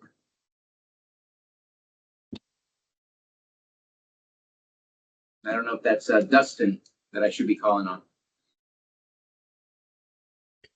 on. Sorry. Nothing too new with the for updates. We do have 2 new members that have joined the advisory board. They have completed their bios, and I will be emailing those over to you, Melissa, soon, along with their pictures. Oh, and Chris has something. I just wanted to say that the lived experience group is functional and it's operating. The lived experience group meets on Thursdays at 3 o'clock, the Thursday before the COC meeting. And the group is already being of service. They are reviewing the vulnerability assessment for the coordinated entry and HMIS group, and they're providing feedback. So if any of the groups want feedbacks on anything coming through lived experience, Dustin would be the point of contact. The group is going to start working on their bylaws and processes for that to making them more formal. But right now, just an email to Dustin works great. And the group is happy to meet and provide feedback for lived experience. And just a disclaimer, I'm not on the lived experience advisory committee. So I'm very conscious. I don't want my feedback or perceptions to influence what the group is doing. So I'm just helping them as like an admin role, or advisor, and helping them get established. But they are meeting privately. So the feedback is all authentic, coming straight from them, which is pretty awesome. have appreciated the engagement with the lived experience for things such as the encampment resolution fund conversations we've been having. So thank you so much. And I know I have you guys on my calendar for your next meeting. I can't find it right now. The internet's not really liking me, but I want to make it to one of your meetings coming up in the near future. By the way, I do have to brag real quick. I know I said we're running out of time, but if you guys did not get the chance to attend the Woodland Community College graduation, Dustin Lawson kicked ass and was spectacular in his speech that he gave for graduation. It was moving, it was powerful, it was inspiring. Couldn't appreciate having Dustin on our group and in our team and doing the work he's doing more than I could appreciate after that. On the front page of the Record B, too. Oh, was it on the front page of Record B? And then I went to go shake his hand and say congratulations, but he was already gone and fishing somewhere. Thank you, Bruno. I appreciate it. Awesome. All right, zoning regulations working group. Is that a thing? That's the thing we're supposed to set up, remember, for, we talked about that strategic plan for, Working on it. It's a work in progress. It's a work in progress. So that means no update. Melissa, I'm going to ask you if you can go through the shelter updates real quick. I don't know if you got a whole lot, and just that way we can figure out who's left. I did not send out an email this month, so I don't have anything. Try to go real quick. If you can just give us a brief summary if you're full, or if you have openings, let us know what they are. Hope Center.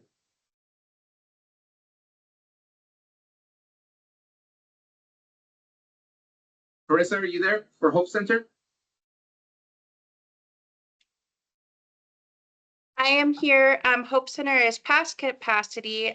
We have 22 right now, which means our safe room is being utilized as overflow. We did not have anyone move out during the month of May, but we are anticipating a turnover towards the end of June and July. And again, just let everybody know, I know the city of Clear Lake provided some funding opportunity for the state project on 18th and Dam Road Extension. Hoping that maybe next year we'll start seeing that project be shovel ready and start construction. That's another 80 units being constructed in the city of Clear Lake, and that'll help move some people through the process and into housing. Hopefully there'll be more than just that project. We need a whole lot more. The Nest. One room for a parent and a child. One room for a parent and child. Reach out to Justin. Thank you. Project Restoration. I don't think anyone's here, but I can say that Project Restoration is at capacity as well and no movement in May. Thank you very much. Scotts Valley. We'll have a board meeting later this month, and it's still in the works of becoming an official open. I'm sure. Okay, perfect. Supporting Bright Futures. I know LCCoC was not here earlier. Okay, so we'll hope to get an update from her in the future. And Homerton Haven? They're at capacity. At capacity. I was going to say, I don't see Senya. At capacity, which is great. All right. I apologize for being quick at the end, but we need to go through our executive committee. And so we will adjourn this meeting. Appreciate everyone's work. Things are looking great. We're getting more money, which is kind of weird. I thought we were going to stop getting money, but this is good. And we are continuing to do the work that we're supposed to do. So thank you very much. I'll take about 60 seconds to switch. And then if I start talking, it's not to be rude, it's to try and hurry up with our executive committee meeting. So we'll start at 4:51. My phone. Thank you, everybody. Okay. Yeah, odd one. There's four. I'm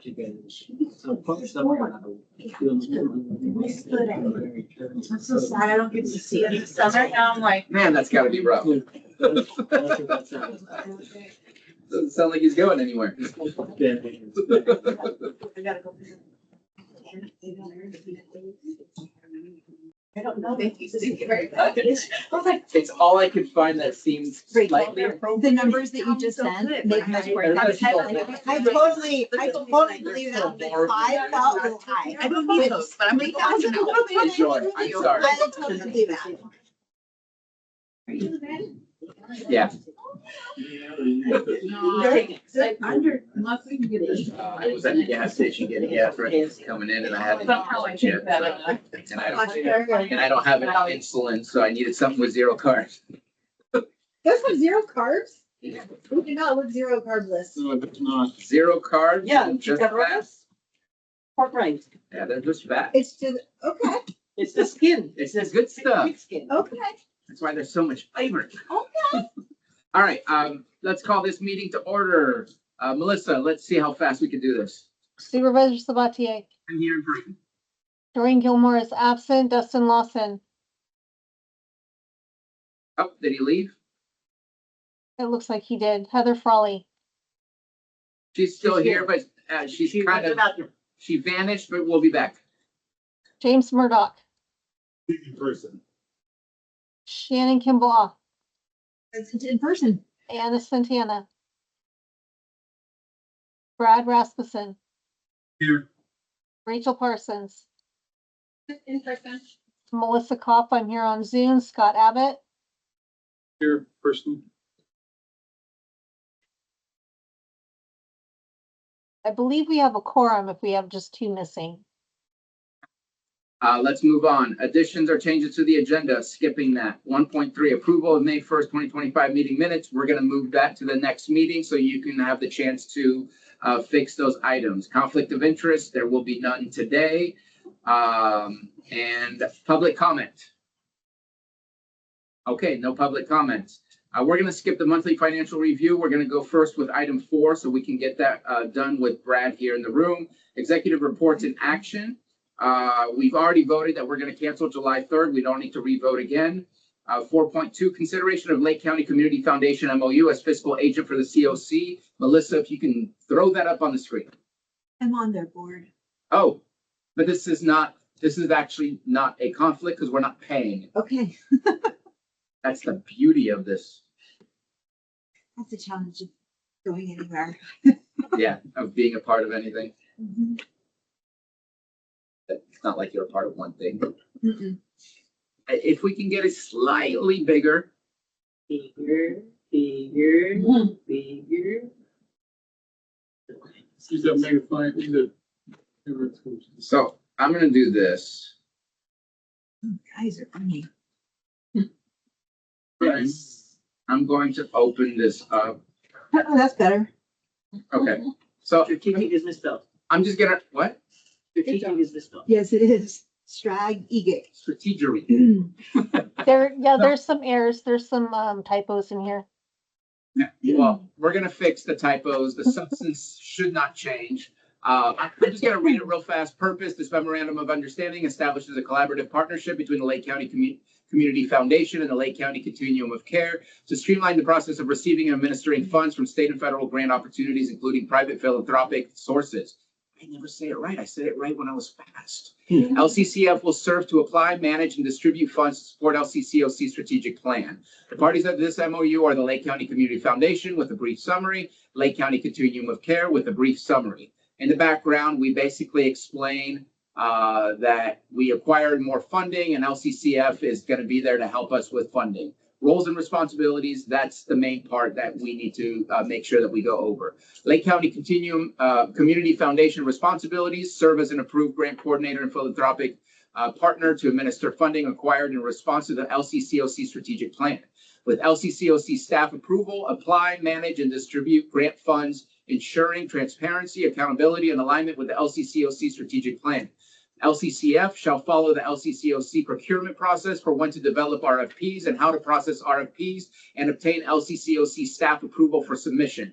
Provide monthly reports to the LCCoC on the acquisition of grant donated funds for the purpose of LCCoC strategic plan. Work with LCCoC to identify areas in need of immediate and long-term support of developing a more robust and resilient housing continuum and services for those experiencing homelessness and become a member of the LCCoC. They're already a member of the LCCoC. They will not go after grants that we're not asking them to go after. There's going to be conversations where we're going to make sure that it matches what our needs are. When they get the grants and how to disperse the grants, they're going to work with us through the grant committee and be part of the committee and be part of the decision-making process of which proposal we want to give these funds to. We are not paying them to be our grant writer. They are going to be partners and grant writers and take money from the grants to administer the grants in order for them to get paid for the work that they do. Lake County Continuum of Care responsibilities, coordinate with LCCF to identify areas of need, priorities for funding, and ensure alignment with LCCoC strategic plan. Facilitate communication between LCCF, federal and state agencies, as well as private donors to streamline the flow of funding opportunities to LCCoC. Provide necessary data and reports to LCCF for effective fund management and impact assessment, which is basically for the reporting process of what LCCF will need to do with the grants, and ensure that LCCF is included in the LCCoC's revisions of its strategic plan. Those are pretty simple. I don't think I need to explain much further than that. LCCF and LCCoC collaborative responsibilities. We're doing this together. Work collaboratively on grants identified by LCCoC. LCCF shall become a member of LCCoC Grant Review Committee and be a part of the panel reviewing proposals received through the RFP process. LCCF shall become a member of the LCCoC Performance Review Committee and be a part of the panel reviewing the performance of the contracts acquired through LCCF. LCCF will not receive direct payment funds from the County of Lake or LCCoC unless explicitly authorized by a grant or subsequent agreement not related to this specific agreement. We put in an indemnification clause so we can hold both of each other harmless for the work that we do together. The term in the review is that it starts as of the signature that will be on there from the Board of Supervisors and LCCF, and that this MOU basically continues. There is a termination clause later on. If we want to amend it, it has to be approved and have consent by both parties. Termination, either party may terminate this MOU within 30 days notice. Termination of the MOU does not absolve either parties. Basically, if there's a grant that's still active and we say we terminate, we still need to fulfill the requirements of the grants. Miscellaneous, this MOU represents the good faith intentions of both parties to collaborate on grant opportunities and other funding opportunities to serve the needs of those experiencing homelessness. No official obligation, no financial obligations. Compliance, both parties agree to comply with all relevant laws, regulations, guidelines, and execution of terms outlined in this MOU. And then signature page is the Lake County Community Foundation. If we approve this today, we will be bringing this to the Board of Supervisors, who will sign as the behavioral health is the lead agency and the Board of Supervisors are the control mechanism of the behavioral health. And so they would sign for the Lake County Continuum of Care. Actually, sorry, I would sign for Lake County Continuum of Care. I think there's a third signature for the Board of Supervisors. Am I correct on that? Yes. Do you have county council review these? Yes. They have approved this. It's a form. They have approved this as is. Lake County Community Foundation has approved this as is with some additions that they've provided as well. All of this has been fully approved by both sides. That needs to go through the process. Open for questions and comments. This came from the idea that we wanted tiny homes and that we didn't have capacity within behavioral health to really go after more money than what they were already going after. And I know that Lake County Community Foundation has said to me, we are your fiscal agent. Use us when you need us. They're already a part of the COC. Their primary focus is housing. It just fits perfectly together. What motion are you looking for? Motion to bring it to the Board of States for Yeah. execution? Oh, a motion for me to sign as the Continuum of Care chair and to move it to the Board of Supervisors. Second.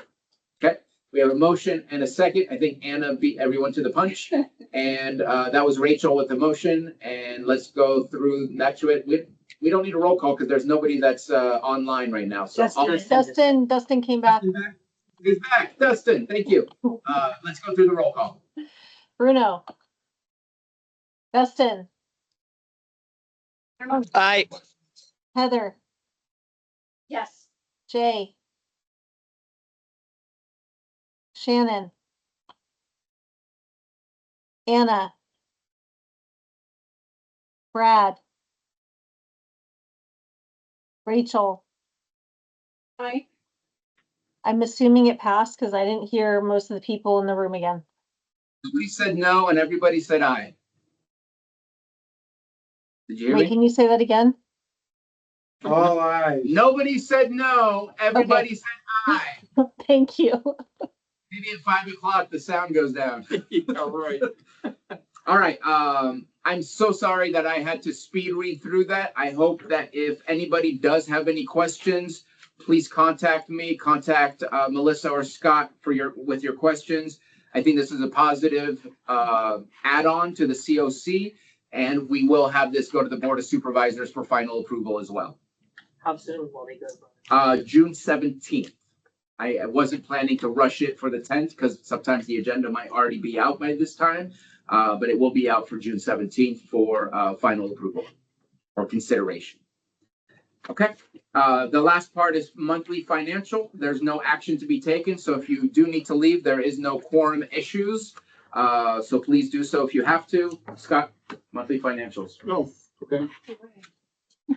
But you're skipping that, sorry. No, just skipping it to get to the action part. Thank you, Brad, for Thank you. staying a little longer. So I have to go. I have a 5 o'clock meeting. Do your thing. Thank you for staying.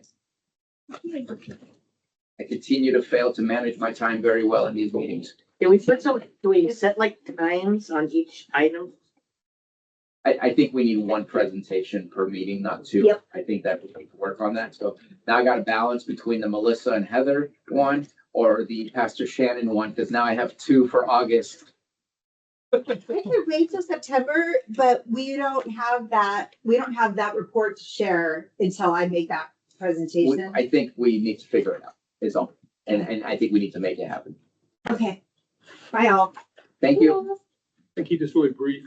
Please. We don't have, this is our spreadsheet. There's not a lot of changes at all. I think I put in, we got the bill for HMIS. And we still have, last count, 3 invoices that we have not paid for Hamilton Haven yet. Awaiting their Did that get resolved? no. We're still awaiting that. What Bruno's referring to is the invoices that Hamilton Haven submits, we're asking that they, be accountable to the budget or, the budget line items in the contract. So we know how they're going. Right, because right now they said, this much we spend on personnel, this much we spend on whatever.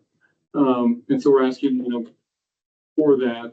They've been RCF has been reportedly doing couple other financial audits that they were hit with, and so they haven't gotten back to us yet. They said that they would, and so we're just waiting on that. So it's an audit, or they haven't been paid? No, we just started hanging on to them until we receive them. Basically, they didn't meet the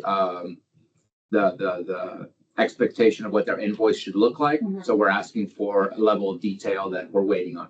I'm just worried about fiscal year because you're coming near the end, and I know if I don't pay something by Right, 30th, it's getting stuck on the next year. I messes everything up. I did talk to our financial manager.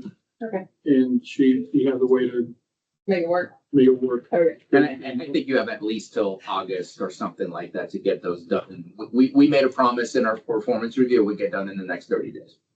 So now's the time everybody's spending down their money. Yeah. Rush. I'd like a new chair, please. I'm sorry, am I not doing a good job?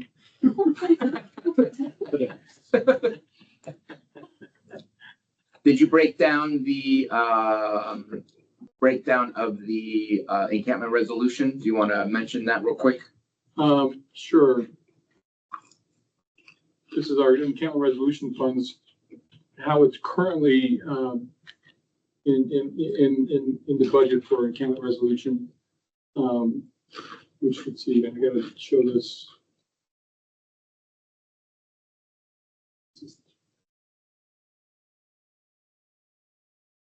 These are categories. Okay. Can you exit chat out? Huh? Can you exit chat out?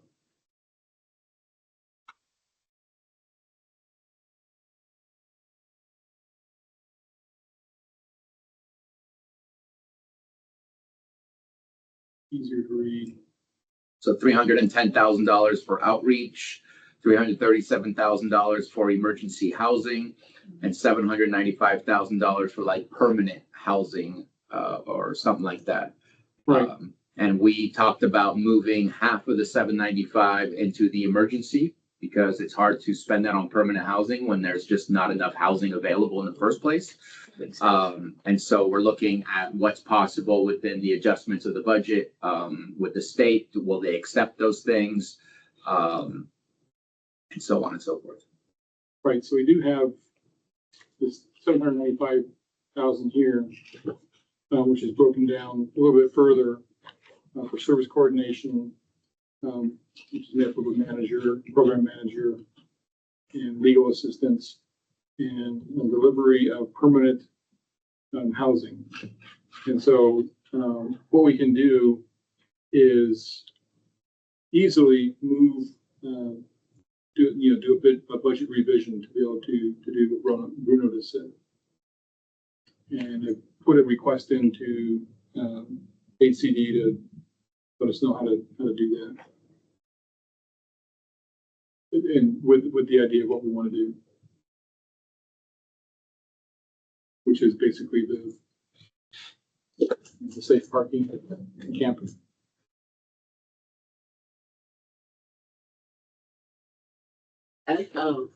On Wednesday at our Early Lake Lions meeting, the fairgrounds guy, the new CEO, gave a presentation, and he shared that the fairgrounds in Chico have tiny homes or little things. Butte County. Butte County, Yeah. fair.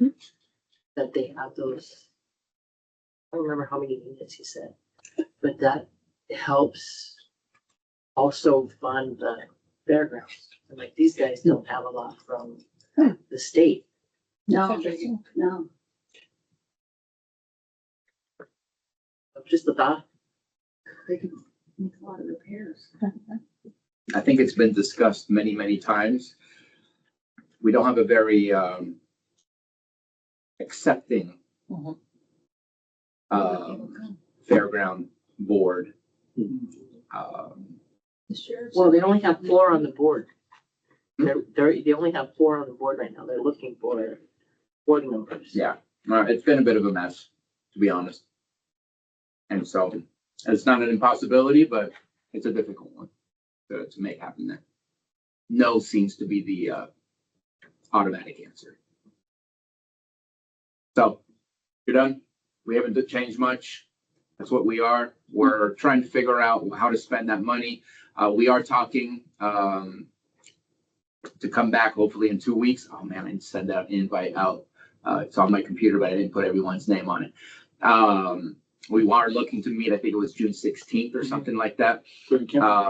We did bring up something new, which was something called a Dignity Bus. That was brought to our attention from Carissa Smith and Ronnie Duncan, who went to some kind of conference or something. It's a bus. I'm guessing it's old buses that maybe a transit authority got rid of or something, that you transform into a 20-bed room, like a hostel. And you can park those permanently or temporarily into different locations. So we talked about maybe having one over at Homerton Haven, maybe we'll having one over at Hope Center, or maybe having 2. Supposedly they're $150,000. That seems really dirt cheap for a renovated bus, but we're looking into it to see what's possible and if that's all legit stuff. But it also could be used for emergency purposes, where maybe if shelters are slim and there's a lot of people who need sheltering, that we can utilize it during those time periods as well. So it's just something else we're looking at, and that could be a part of the safe parking, because still got to park the bus somewhere. But at least it would provide people who don't have vehicles with access to something within the safe parking, because not everybody has a vehicle. Be awesome. That sounds really good. Yeah. So, and I mean, part of me worries about certain things. Is it really warm during the winter? Is it not really? Is it cool during the summer? What insurance do you have to carry for that thing? Yeah. Yeah. And I just, there's logistical problems that I can see with it.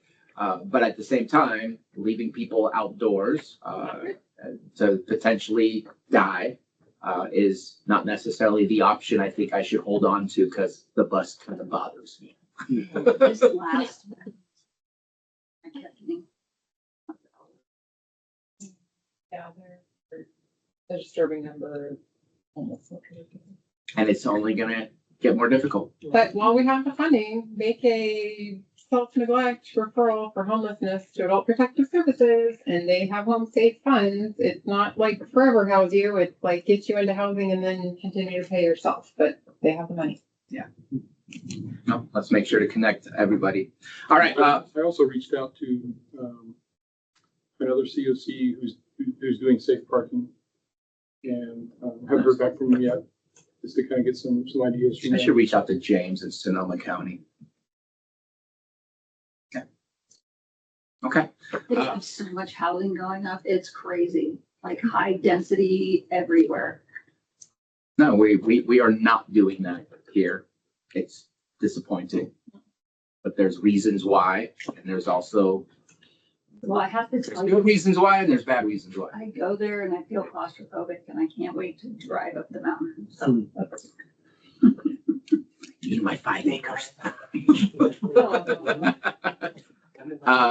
Is there any other comment from anybody before we shut down this meeting? We are done with everything on our agenda for the executive team.